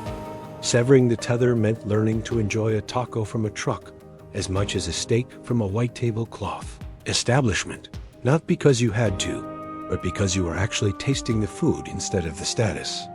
You found that a walk in the woods, which cost nothing, provided a deeper sense of restoration than the 5-star spa treatments you used to book. You were discovering the economy of joy, which operates on a completely different currency than the economy of the world. In the economy of joy, presence is the only coin that matters. This separation of identity allowed you to look at your possessions with a cold, objective eye. The things you had bought to signal your status suddenly looked like costumes for a play you are no longer acting in. The expensive watch didn't make you more punctual. It just made you worried about scratching your wrist. The designer clothes didn't make you more comfortable. They just made you anxious about spills. You began to feel a distance between you and your stuff. You realized that you were the consciousness witnessing the objects, not the owner defined by them. The tether was fraying, strand by strand. The most profound shift happened when you looked in the mirror and liked what you saw, despite the fact that you were worth less on paper than you were at the peak. You saw a person who looked tired, perhaps, but real. The frantic, hunted look in the eyes was gone. The jaw was unclenched. You were no longer holding your breath, waiting for the next deposit to justify your existence. You were breathing your own air. You realized that the person in the mirror had value simply because they were alive, because they could love, because they could feel pain, because they could create. You were decoupling your soul from the stock market. This work was slow. It was unglamorous. There were no awards for best decoupling of ego. It was a quiet, private revolution. It happened in the moments when you chose to read a story to a child instead of checking your email. It happened when you chose to cook a meal slowly instead of ordering out to save time. It happened every time you chose the human option over the efficient option. You were cutting the wires that made you a robot and reconnecting the veins that made you a human. As the tether finally snapped, you didn't float away into the ether as you had feared. You didn't become a driftless nobody. Instead, you dropped down. You landed on the solid earth of your own life. You felt the gravity of your own being holding you in place. You were no longer suspended by the fragile thread of income. You were standing on your own 2 feet, grounded, heavy, and real. You looked at your hands, and they were just hands again, not tools for labor, but instruments for living. The silence in your head changed from a terrifying void to a comforting blanket. You were free. You were just you. And for the first time in forever, that was plenty. Once the tether was severed, a new currency began to circulate in the economy of your life. For years, you had been operating on the gold standard of dollars, measuring every success and failure by the weight of the coin. But as the fog of the crash lifted, you discovered a resource that was infinitely more valuable, terrifyingly scarce, and strictly non-refundable. Time. You started to trade the concept of tokens for the reality of ticks on the clock. This wasn't a philosophical shift you read about in a self-help book. It was a visceral, physical realization that hit you on a Tuesday afternoon when you looked out the window and realized that the sun was hitting the pavement in a way that you hadn't witnessed in a decade, simply because you had always been inside, under the hum of fluorescent lights, selling that sunlight for a wage. You began to do the math of mortality, and the numbers were sobering. You realized that while money is theoretically infinite, you can always earn more print more, or invest for more time is biologically capped. You looked at an actuarial table not with fear, but with a sudden, sharp clarity. You calculated how many summers you likely had left. You calculated how many times you would see your parents, how many times you would watch your dog run in the park, how many quiet mornings you had remaining before the final darkness. When you stacked those finite numbers against a bonus check, the check looked like a coupon for a store that was closed. The exchange rate of your life collapsed. You realized you had been selling diamonds for plastic beads, and you immediately stopped the trade. The first time you chose time over money, it felt like a transgression. Maybe a recruiter called with a fantastic opportunity that promised a 20% bump in salary, but demanded a 50% bump in stress and a 100% reduction in autonomy. In your old life, you would have salivated. You would have taken the call, put on the suit, and danced for the coin. But this time, you felt a physical recoil. You looked at the offer and didn't see the money. You saw the missed dinners. You saw the weekends spent answering emails. You saw the erosion of your newfound peace. You said no. It was a quiet no, delivered without excuse or apology. You hung up the phone and felt a rush of adrenaline that was entirely different from the thrill of a payday. It was the thrill of a prison break. You had just bought yourself a year of freedom by declining a year of servitude. You started to structure your life around the preservation of this new asset. You looked at a sunny afternoon not as a gap in productivity, but as a cathedral of existence. You learned to sit on a porch or a park bench or just by an open window and do absolutely nothing. In the past, this would have triggered a panic attack. The inner taskmaster would have been screaming, "You are wasting time. You are losing ground." But now, you understood the difference between wasting time and spending it. Wasting it was spending it on things you hated to buy things you didn't need. Spending it was letting it wash over you like warm water. You watched the dust motes dancing in a shaft of light and realized that this specific unrepeatable interaction of physics and consciousness was the point. This was the luxury the billionaires were trying to buy, and you had it for free simply by paying attention.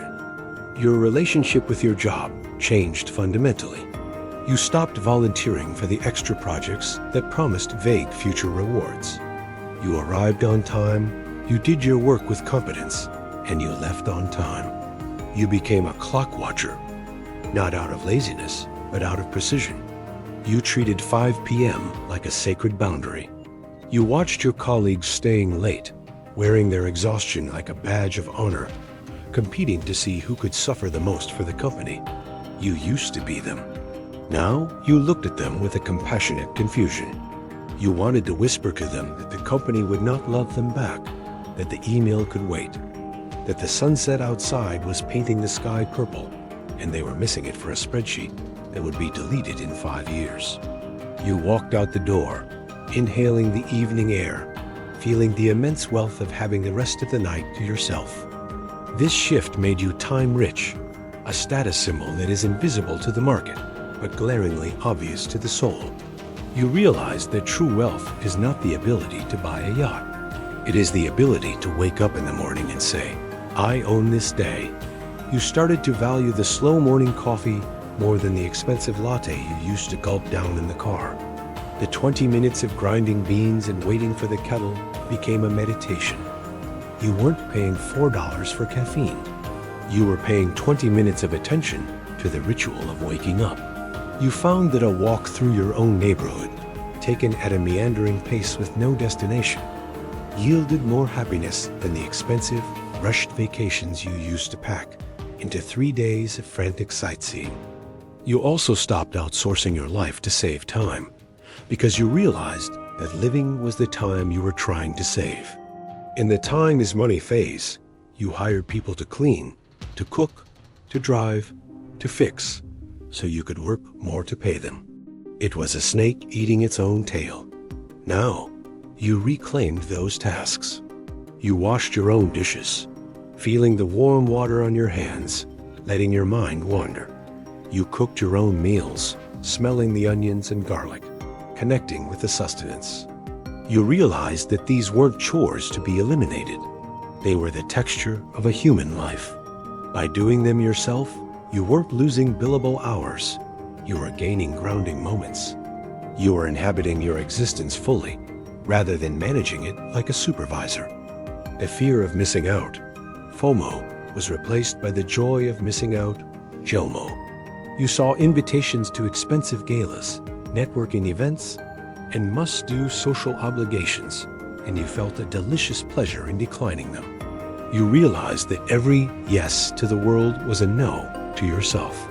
You preferred the company of a good book, or a quiet conversation with a friend, or simply the silence of your own thoughts, to the noise of the crowd.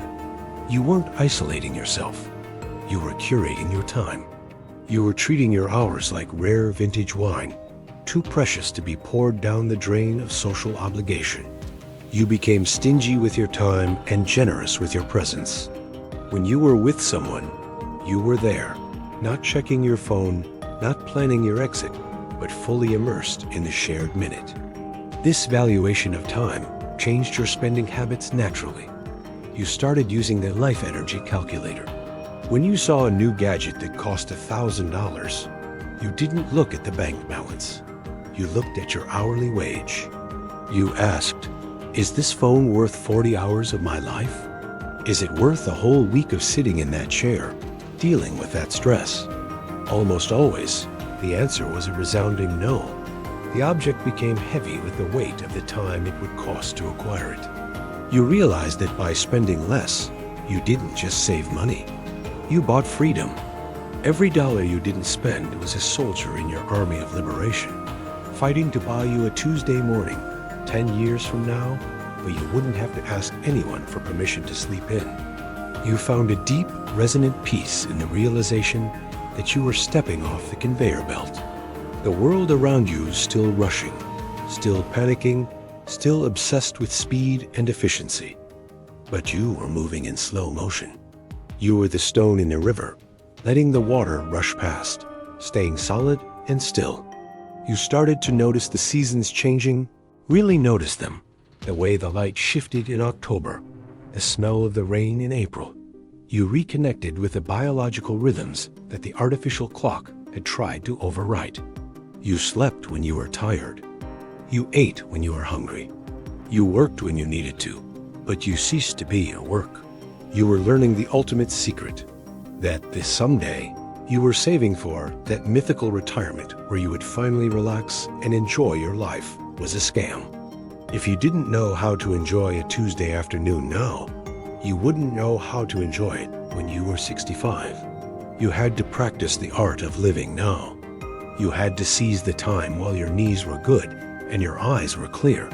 You stopped banking your joy for a future that wasn't guaranteed and started spending it, lavishly and recklessly, on the present moment.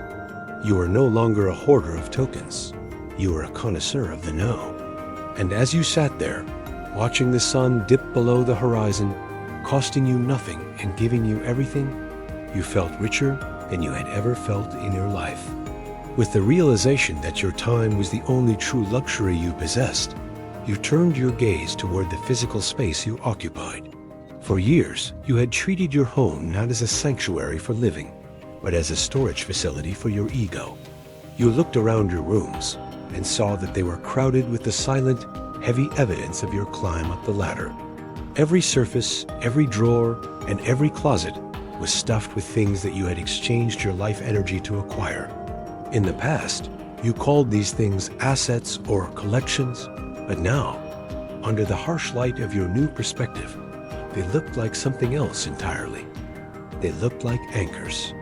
You began to feel the physical weight of things, a gravitational pull that seemed to drag on your spirit every time you walked through the door. You realized that you were living in a museum of the person you used to be, or rather, the person you had tried to convince the world you were. The high-end exercise equipment that doubled as a drying rack was a monument to a version of you that had time to train like an athlete. The shelves of unread, hardbound books were a shrine to an intellectual vanity you never actually had the bandwidth to indulge. The expensive kitchen gadgets, complex and chrome-plated, were props for a culinary life you were too exhausted to lead. These objects weren't neutral. They were active. They whispered to you as you walked past them. They said, "You should be using me. You spent $1,000 on me. Why aren't you better?" Your home was filled with 1,000 tiny, nagging voices of guilt and obligation. This was the phase of the Great Purge. It didn't start with a spring cleaning checklist. It started with a feeling of suffocation. You opened a closet door, and an avalanche of unused electronics, tangled cables, and boxes of mystery items threatened to spill out. In the old days, you would have just bought a bigger organizer or a larger house. But now, you saw the clutter for what it was: deferred decisions and frozen fear. You realized that every single item you owned extracted a mental tax. You had to clean it, store it, insure it, repair it, or worry about losing it. Your mind was running a background application, constantly tracking the inventory of your life, draining the battery of your focus. You decided to stop paying the tax. The first step was confronting the sunk cost fallacy. This is the hardest part of shedding the weight. You picked up a designer jacket or a piece of high-tech gear that you had bought 5 years ago for a small fortune. You had worn it twice. Your brain screamed, "You can't get rid of this." It cost $500. You felt a physical sickness in your stomach, the nausea of waste. But then you applied your new logic. You realized that the money was gone the moment you swiped the card. It wasn't coming back. Keeping the jacket in the closet for another decade wouldn't refund the cash. It would only extend the punishment. The object had become a physical manifestation of a financial mistake, and by keeping it, you were forcing yourself to relive that mistake every morning. You took a deep breath, put it in the donate pile, and felt a sudden, shocking snap of release. The money was lost, but the guilt was gone. You moved through the house with the ruthlessness of an auditor. You looked at the just-in-case items, the things you hoarded because you were terrified of scarcity. The extra sets of dishes, the boxes of cables, the clothes that didn't fit. You realized that this hoarding was a symptom of your old insecurity. You had been building a bunker against the world, trying to own enough stuff to insulate yourself from need. But now you knew that true security didn't come from having 5 spare HDMI cables. It came from the resilience and adaptability you had found after the crash. You trusted yourself to handle the future, so you didn't need to hoard the past. You let the items go, trusting that if you ever really needed them, the universe would provide, or you would simply figure it out. Then came the shedding of the status totems. These were the things you bought solely to signal your rank to the tribe. The uncomfortable furniture that looked great in a magazine but hurt your back. The art that you didn't understand but knew was important. The china set that was too fragile to actually use. You realized you were the curator of an exhibit designed for an audience that rarely visited. You were living in a stage set.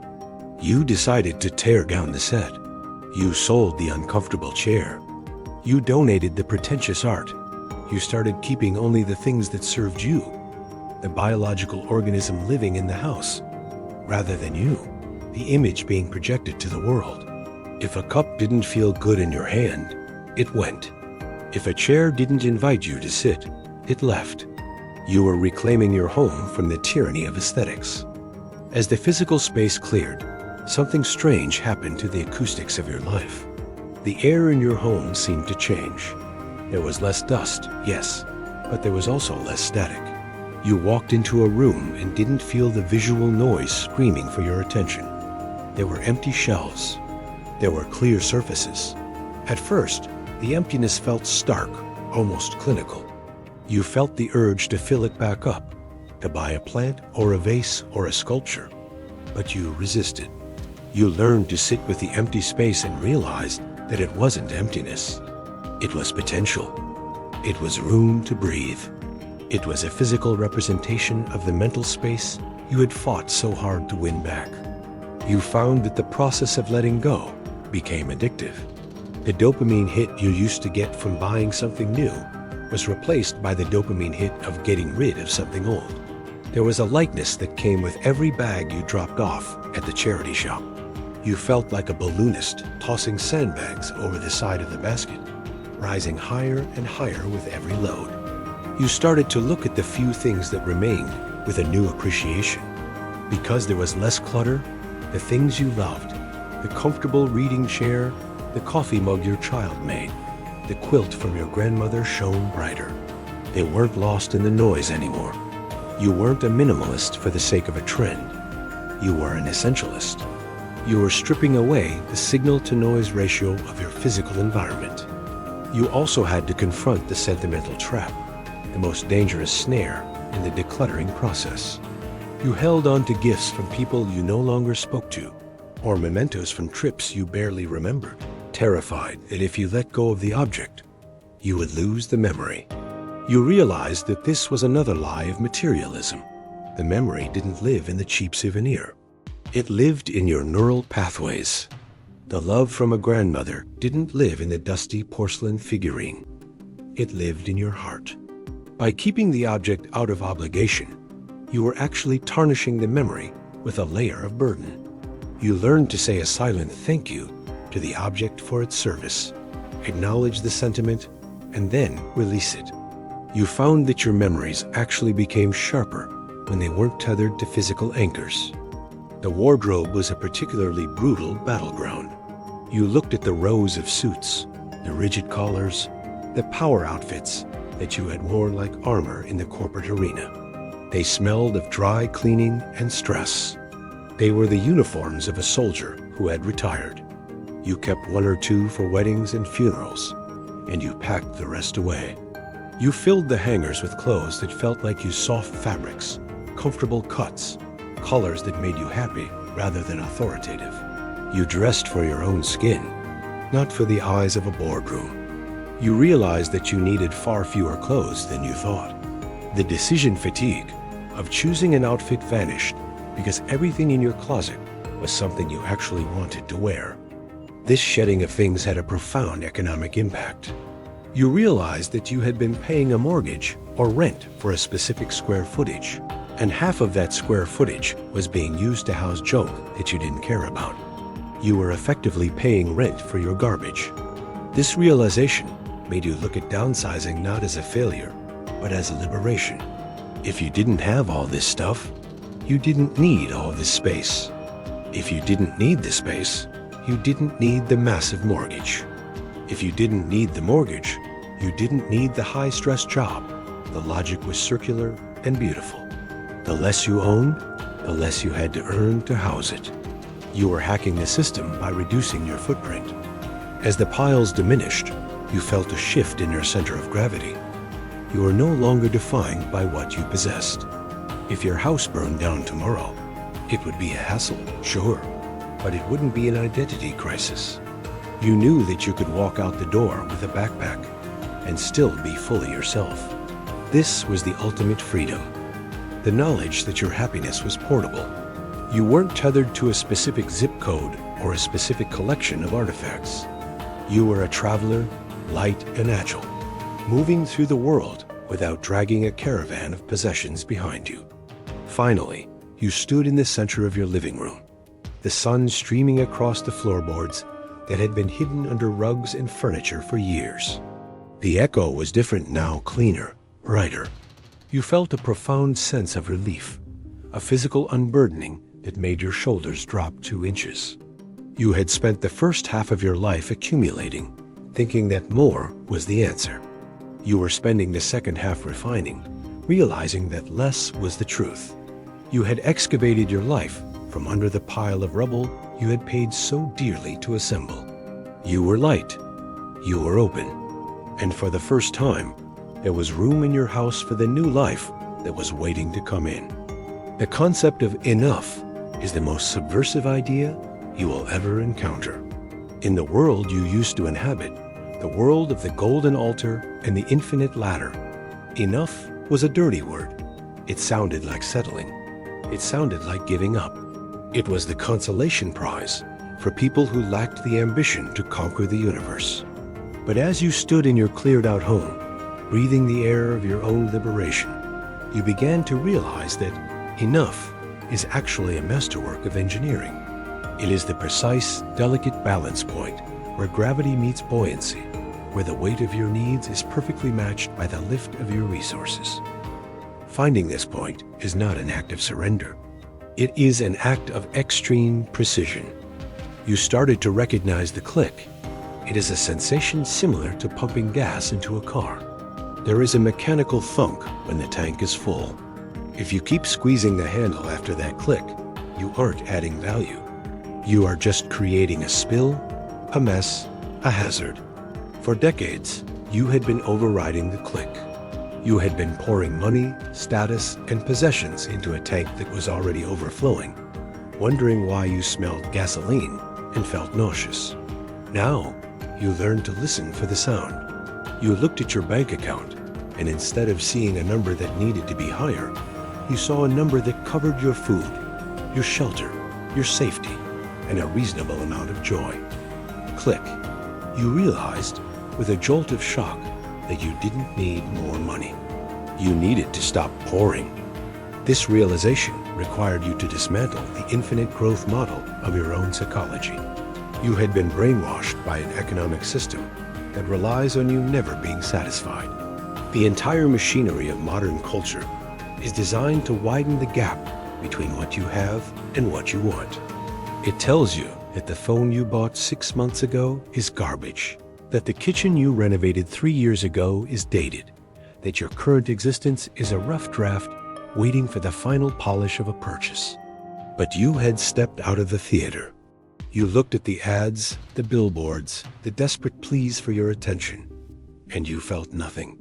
You were immune. You had been vaccinated by the realization of sufficiency. They couldn't sell you a solution because you no longer believed you had a problem. You began to practice the ceiling strategy.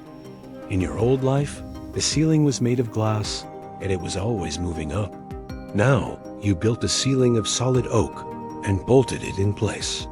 You decided, this is enough house. This is enough car. This is enough clothes. By setting a hard limit on your material desires, you created a container for your happiness to fill. Before, your happiness was trying to fill a sieve. It poured out as fast as you poured it in because the vessel kept expanding. Now, the vessel was finite, which meant it could actually be filled. You felt the delicious sensation of saturation. You felt full. This shift changed the way you viewed ambition. You stopped confusing growth with swelling. In biology, when an organism grows beyond a certain size, it collapses under its own weight or becomes cancerous. Healthy growth has a limit. You applied this to your finances. You realized that there is a point of diminishing returns where every extra dollar you earn adds 0% to your happiness, but subtracts 10% from your peace of mind. You located that point on your personal graph, the exact intersection where your needs were met and your stress was low, and you parked there. You pitched your tent on that plateau. People asked, "Don't you want to get to the next level?" And you smiled, looking at the view, and said, "No, the air is perfect right here." The art of enough also meant making peace with the unupgraded. You looked at your older car, the one with the scratch on the bumper and the odometer that had spun around more than once. In the past, this car would have been a source of shame, a sign that you were falling behind. Now, you saw it as a faithful beast of burden. It started every morning. It got you where you needed to go. It had air conditioning and a radio. It was enough. You realized that upgrading it wouldn't make the traffic lighter or the destination better. It would just change the leather you sat on while you waited. You found a perverse joy in using things until they wore out, in extracting every ounce of value from what you already owned, rather than rushing to replace them. You discovered that enough is a dynamic state, not a static one. It fluctuates. Some days, enough meant a quiet walk and a sandwich. Other days, it meant a feast with friends. The art was in the calibration. It was in checking in with yourself and asking, what do I actually need right now? Instead of assuming the answer was always more. You learned to distinguish between a hunger of the body, which needs food, a hunger of the ego, which needs praise, and a hunger of the soul, which needs connection. You stopped trying to feed the soul with the food of the ego. You stopped trying to fix a spiritual ache with a financial salve. This philosophy inoculated you against the green-eyed monster you had fought earlier. When you saw someone with a yacht, or a private jet, or a massive estate, you didn't feel envy. You felt a mathematical curiosity. You calculated the overhead, the maintenance, the crew, the stress, the security concerns. You saw the heavy, golden chains that bound them to their possessions. You looked at your own lightweight life, your backpack, your freedom, your ability to disappear into a crowd, and you felt like you had gotten away with something. You had the better deal. You had 90% of the joy with 10% of the headache. You realized that the curve of luxury flattens out very quickly, and you were sitting right in the sweet spot. The most profound effect of enough was on your sense of time. When you are constantly chasing more, you are always living in the future. You are enduring the present to get to the payload. But when you have enough, you land in the present with a thud. There is nowhere else to go. There is nothing else to buy that will change your state of being. You are forced to actually inhabit your life as it is happening. You ate your dinner, and it tasted better because you weren't mentally shopping for tomorrow's meal. You talked to your partner, and you really heard them because you weren't calculating your net worth in the back of your mind. The cessation of striving created a silence where intimacy could finally grow. You also found that enough made you generous. When you operated from a mindset of scarcity, the belief that there was never enough, you were tight-fisted. You hoarded, you protected. But when you realized your cup was full, you naturally wanted to spill some over the edge. You tipped better. You donated more. You gave your time freely. You realized that hoarding excess resources was like hoarding air. It didn't make you breathe better. It just made you look foolish. You became a conduit rather than a container. The money flowed through you, doing good work in the world rather than stagnating in a vault of fear. There was a specific evening that solidified this for you. You were sitting in your modest living room, perhaps reading a book or just watching the rain against the glass. You were warm, you were fed, your bills were paid. You had people who loved you, and a thought floated up from the silence of your mind. I have everything. It wasn't a roar of triumph. It was a whisper of relief. The war was over. The siege was lifted. You didn't need to conquer the next territory. You could just live here, in this territory, and tend the garden. You realized that the richest person in the room isn't the one with the most money. It's the one with the fewest needs. You had mastered the art of enough. It wasn't about deprivation. It was about accuracy. It was about knowing the exact dimensions of your own soul and building a life that fitted perfectly. Not a size too small, poverty, and not a size too big, excess, but a bespoke existence tailored to your specific joy. You had stepped off the treadmill of the consumer cult and were walking on solid ground at your own pace towards a horizon that wasn't moving away from you, but was resting gently right at your feet. Having established the boundaries of enough, you were finally ready to stage the coup. For your entire adult life, and perhaps even before that, money had been the dictator of your existence. It sat at the head of the table, shouting orders, demanding sacrifices, and throwing tantrums when it felt neglected. It decided where you lived, what you ate, how you stressed, and when you could sleep. It was a terrible, abusive master, keeping you on a short leash of fear and desire. But the moment you realized that you didn't need more, the dictator lost its power. You looked at the tyrant on the throne and realized it was just a pile of paper and data. It was time to rearrange the hierarchy. It was time to turn the master into the servant. This shift wasn't a violent revolution. It was a quiet administrative restructuring. You took money off the pedestal and put it in the boiler room. You realized that money is not a god to be worshipped, nor a wild beast to be tamed. It is simply a utility. It is exactly like the electricity running through your walls or the water flowing through your pipes. When you flip a light switch, you don't fall to your knees in gratitude for the miracle of current. You don't obsess over the flow of electrons. You expect the light to turn on, and you use that light to do something that actually matters, like reading a book or seeing the face of someone you love. You began to treat money with the same level of bored, functional respect. It was there to keep the lights on and the fridge cold, not to provide the meaning of your life. To make this demotion permanent, you had to automate the drama out of the system. In the days of the master, every financial decision was an emotional event. Paying bills was a ritual of anxiety. Checking the balance was a gamble with your mood. You decided to install plumbing for your cash flow. You set up the automatic transfers, the scheduled payments, the silent funneling of resources into the necessary buckets. You removed the human element, the you, from the day-to-day management.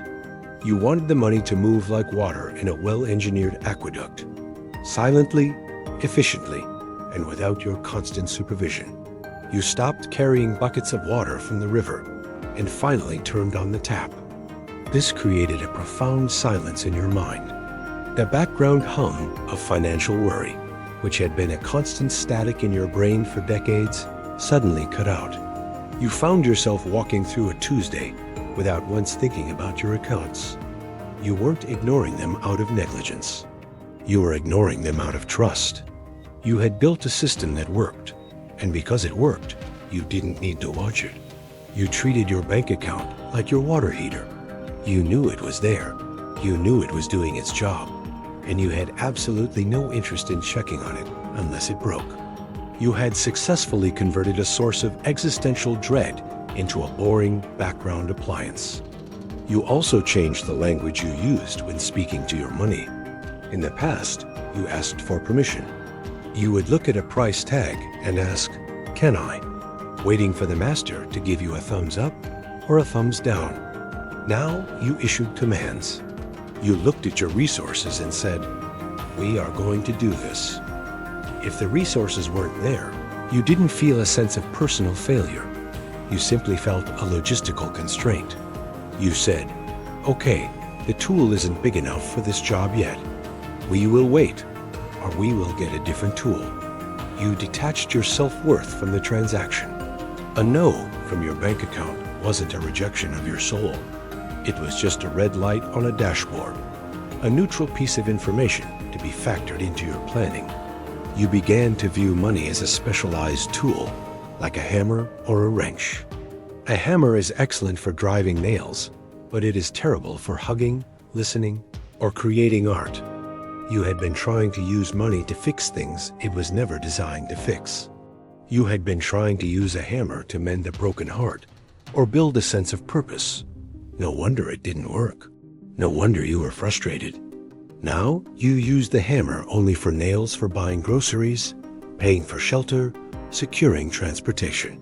For everything else, for joy, for connection, for peace, you used the appropriate tools, which were usually made of time, attention, and vulnerability. You stopped expecting the servant to do the master's work. There was a distinct pleasure in this new utilitarian relationship. You found that when you stopped emotionally loading every dollar, you actually became better at managing them. You were no longer spending out of manic highs or saving out of panic lows. You were operating with the cool, detached logic of a CFO managing a company he doesn't own. You made decisions based on math, not feelings. You looked at an investment drop and didn't panic because it was just the machine rattling a bit. You looked at a windfall and didn't celebrate wildly because it was just the tank filling up. You became the steady hand on the tiller, unswayed by the waves, guiding the ship where you wanted to go, not where the wind of the market tried to push you. This shift allowed you to see the absurdity of the high net worth culture. You saw people who were technically rich, but were still acting like servants to their own fortunes. They were stressed about preserving it, stressed about growing it, terrified of losing it. They were the janitors of their own gold mines, exhausted and dirty, guarding the pile. You realized that being the master isn't about how much you have. It's about how little the having consumes you. You could have $10 million and be a slave, or you could have 10,000 and be a king, depending entirely on who is giving the orders. You chose to be the king of your modest kingdom, ruling with a light touch, refusing to let the treasury dictate the policy of the realm. As the servant settled into its role, you noticed that your creativity began to return. When your brain isn't occupied with the constant calculus of survival and status, it starts to dream again. You found yourself having ideas that had nothing to do with profit. You wanted to paint, to write, to build a garden, to learn a language, not to monetize these things, not to turn them into a side hustle, but simply because they were interesting. The servant was down in the basement, keeping the furnace running, which meant you were free to play in the living room. You reclaimed the right to be an amateur, to do things badly for the sheer love of doing them, because your livelihood wasn't uncomfortably tethered to every single action you took. You also stopped judging others by the size of their staff. In the past, you looked at the wealthy with a mix of reverence and envy, assuming they were better masters. Now, you looked at them and checked their freedom. You saw the man in the Ferrari who was screaming into his phone in traffic, and you didn't see a master. You saw a slave in a gilded collar. You saw the woman in the modest dance singing along to the radio, and you recognized a fellow sovereign. You started to measure status not by assets, but by autonomy. Who owns their time? Who owns their mood? Who is sleeping well?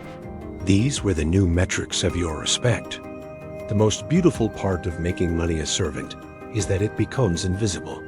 The best technology is the kind you don't notice. It just works. You achieved a state of financial invisibility. You walked past banks, luxury stores, and billboards, and they no longer triggered a response. They were part of the scenery, like lampposts or fire hydrants. You had reached a point of neutrality. You weren't anti-money, which is just another form of obsession, and you weren't pro-money, you were post-money. You had transcended the entire debate. You had solved the riddle by deciding that it wasn't a riddle at all. It was just a chore, like doing the laundry, to be finished quickly so you could get back to the real business of living. In this quiet, orderly state, you found that the servant was actually quite helpful. When you needed to visit a sick friend, the servant provided the ticket. When you needed to fix a leak, the servant provided the plumber. When you wanted to buy a good bottle of wine to share with someone you loved, the servant handed you the cash. It did exactly what it was supposed to do. It facilitated your humanity. It smoothed the edges of the physical world so that you could inhabit the emotional world more fully.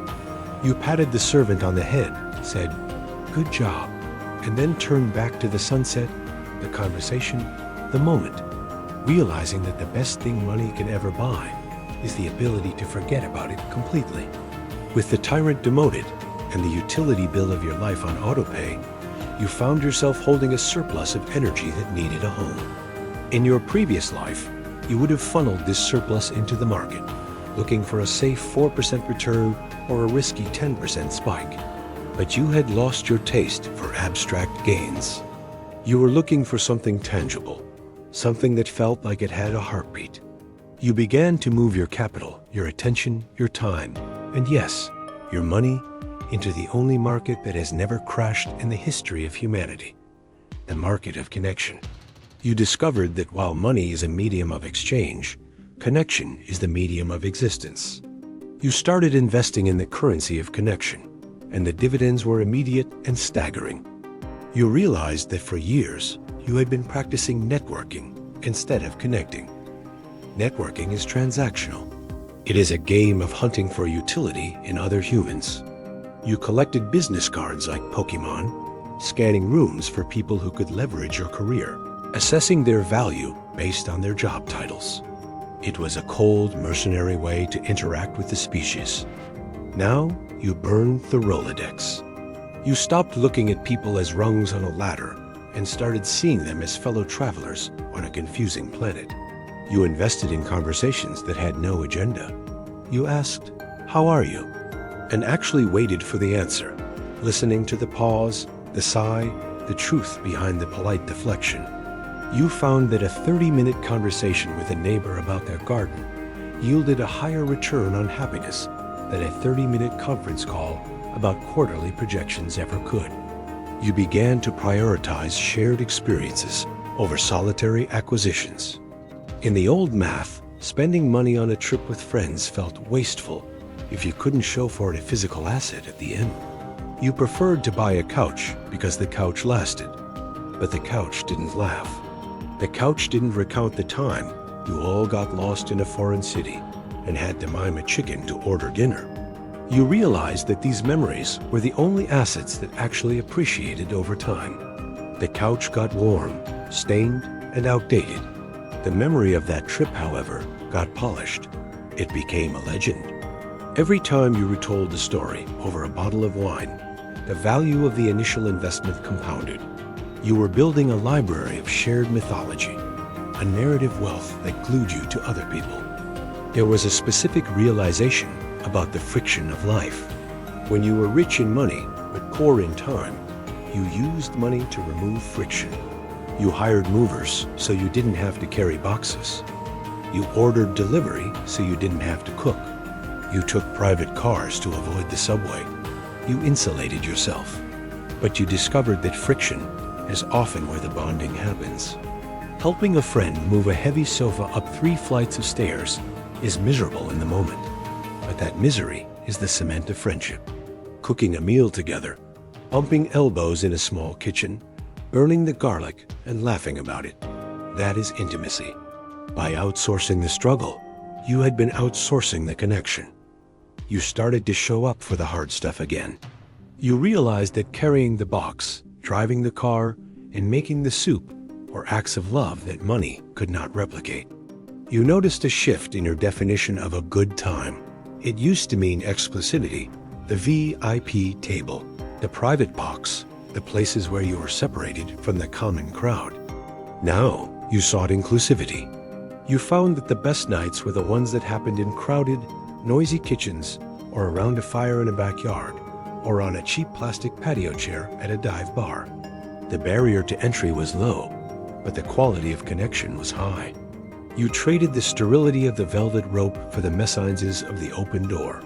You stopped trying to impress people with where you could afford to be and started impressing them with who you were when you were there. You brought your vulnerability to the table instead of your credit card. This investment strategy required you to be present. You couldn't multitask connection. You couldn't check your portfolio while listening to a friend's heartbreak. You had to put the phone away, face down, silent.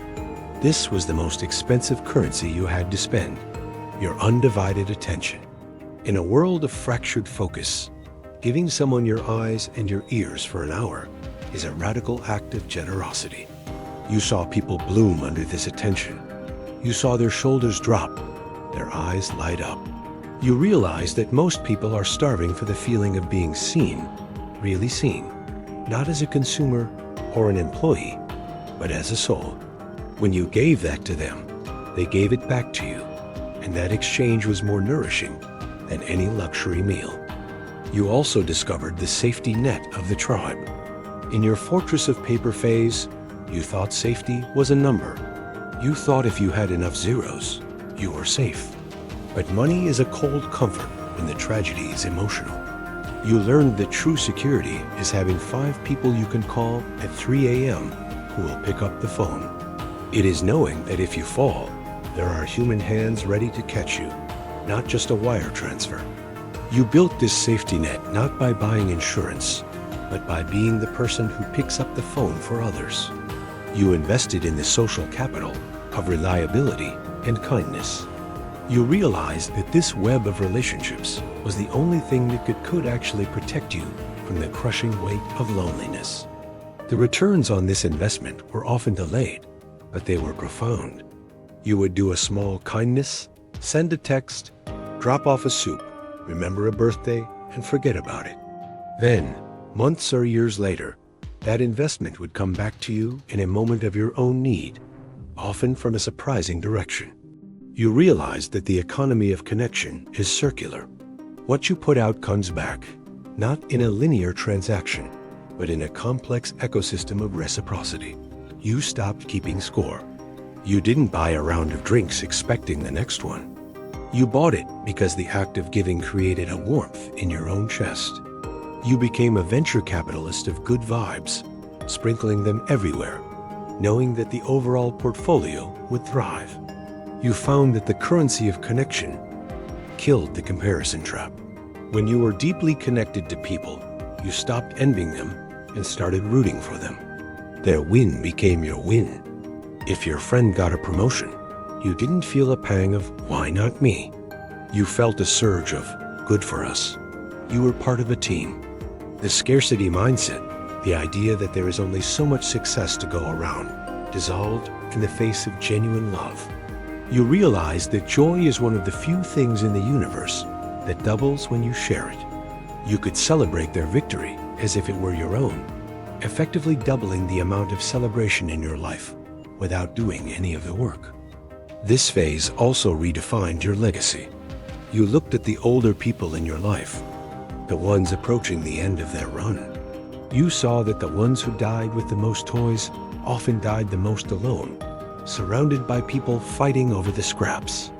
But the ones who had invested in people died, surrounded by love, their hospital rooms overflowing with stories and tears and laughter.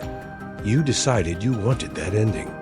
You wanted your legacy to be etched in the hearts of the people you left behind, not on a plaque on a building.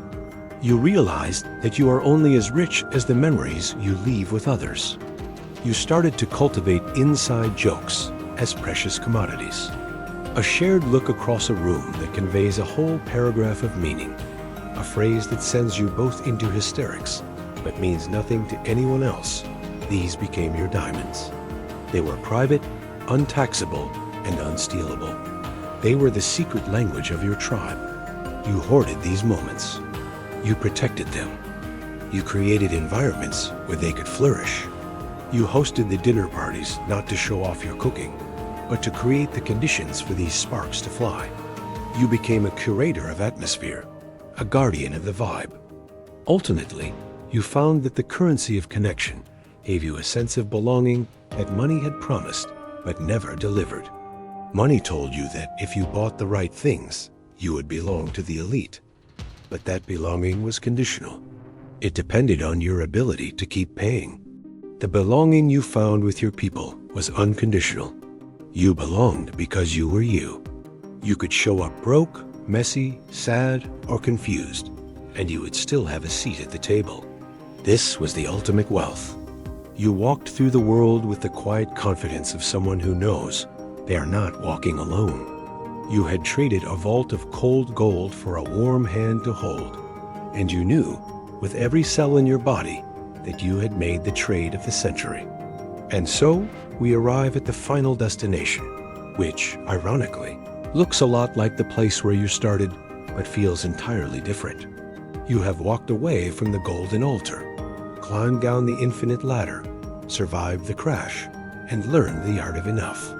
Now, you inhabit a state of being that the economists have no metric for, and the influencers have no hashtag for.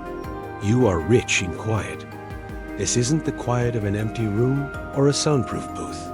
It is the profound, resonant silence of a mind that has finally stopped wanting. It is the absence of the constant, low-level hum of more that used to vibrate in your skull from the moment you woke up until the moment you collapsed into sleep. You walk through your days now with a lightness that borders on weightlessness. The heavy machinery of ambition has been turned off. The smokestacks of your ego have stopped pumping soot into the sky. You realize that for decades, you were carrying a backpack filled with stones labeled success, status, security, legacy. You thought you had to carry them to the top of the mountain.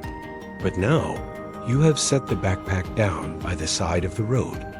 You stretched your back, felt the vertebrae pop, and realized that the mountain was just a hallucination. You are standing in a meadow, the sun is warm, and you are free to walk in any direction you choose, or simply to lie down in the grass and watch the clouds drift by. This quiet allows you to contemplate your legacy with a clarity that was impossible when you were busy building it. In the noise of the chase, you thought legacy was something you built out of bricks and mortar, or legal documents and trust funds. You thought it was about carving your name into the bedrock of history so that people would remember you were here. You wanted to be a statue, but statues are cold, hard, and eventually they all crumble or get pulled down. Now you understand that your true legacy is fluid. It is made of the soft, invisible impressions you leave on the people you encounter. It is the way your child feels safe when you walk into the room. It is the relief your friend feels when you answer the phone. It is the smile you gave to the stranger that changed the trajectory of their morning. You have stopped trying to be a monument and started trying to be a memory. You realize that the only thing that truly survives you is the love you gave away. The money will be spent, the house will be sold, the car will be scrapped. But the feeling of being loved by you, that travels. That gets passed down from your children to their children, a genetic marker of kindness that echoes through generations. You are investing in the emotional inheritance of your tribe, a wealth that cannot be taxed or squandered. You are content to be forgotten as a name, as long as you are remembered as a feeling. This state of being rich and quiet changes your relationship with the future. You used to fear it. You used to try to armor yourself against it with piles of cash, treating the future like a hostile enemy that needed to be bribed. Now you welcome it. You have accepted the fundamental impermanence of all things. You know that you are just a temporary custodian of the atoms that make up your body and your possessions. You are renting your existence from the universe, and the lease is short. This doesn't make you sad. It makes you intensely present. It makes you taste the coffee. It makes you feel the texture of the blanket. It makes you look at the faces of your loved ones and memorize the lines around their eyes, knowing that this moment is a limited edition of one. You find a deep satisfaction in the smallness of your life. The world tells you to go big, to scale, to expand, to disrupt. You have chosen to shrink, to simplify, to conserve, to heal. You have built a life that fits in the palm of your hand. You tend your garden, you read your books, you cook your food, you love your people. There is no applause for this life. There are no magazine covers, but there is a peace that passes all understanding. You have realized that the small life is actually the big life, because it is the only one where you are actually present to live it. The global stage is a distraction. The kitchen table is where the real drama of humanity plays out. You have also made peace with your own ambition. It hasn't disappeared, but it has transmuted. You are no longer ambitious for power. You are ambitious for peace. You are competitive about your serenity. You guard your calm with the ferocity that you used to guard your bank account. You have realized that the ultimate flex is not a private jet. It is a regulated nervous system. It is the ability to sit in a chaotic world and remain a pool of still water. You are rich because you are no longer for sale. There is no amount of money that can buy your integrity, your time, or your peace of mind. You have taken yourself off the market. In this quiet, you finally hear the voice you drowned out years ago, your own. It tells you that you did well to survive the game, but you did even better to quit it. It tells you that you are enough, not because of what you earned, but because of who you became in the process of letting it go. You look back at the person you were, the stressed, striving, hungry ghost, and you send them love. You forgive them for their greed, for their fear, for their blindness. They were doing the best they could with the map they were given. But you have drawn a new map now, one that leads not to a pot of gold, but to a state of grace.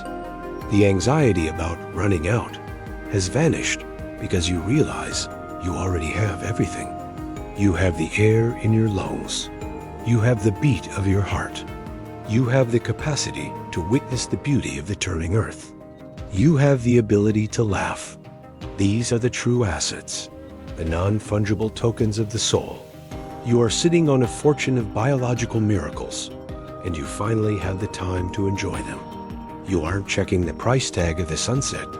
You are just watching the colors burn into the dark. And so, you sit in your chair, in your quiet house, in your quiet life, and you feel a profound sense of completion. You are not waiting for the next chapter. You are not waiting for the sequel. You are here in the epilogue, and it is the best part of the book. The conflict is resolved.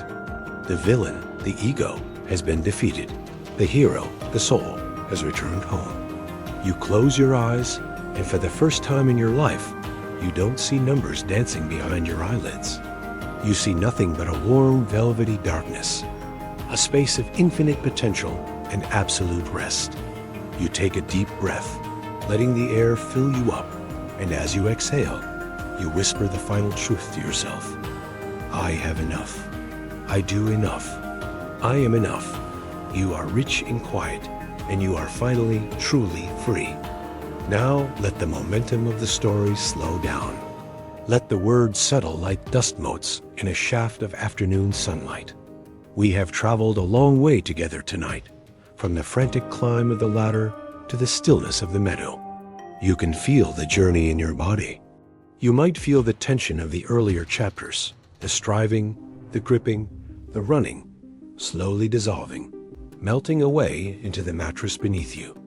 Understand that you don't have to carry any of that weight anymore. The story is over. The lesson has been learned. You don't need to prove anything to the darkness. You don't need to earn your rest. Sleep is not a wage you are paid for a day of productivity. It is a gift you accept simply because you are alive. Visualize that heavy backpack we talked about, the one filled with stones of worry and calculation. Visualize yourself unbuckling the straps. Feel the weight slide off your shoulders. Hear the soft thud as it hits the ground. You are walking away from it now, lighter, softer, unburdened. The numbers are fading. The lists are dissolving. There is only the rhythm of your breath, the slow, steady tide of your own existence. You are safe here in the quiet. You are rich in the things that cannot be counted. Let the silence wrap around you like a warm blanket. Let the peace you have found in the story become the peace of your room. Drift away from the concepts of more and less, of profit and loss. Drift into the space where everything is just, is the end. Sweet dreams.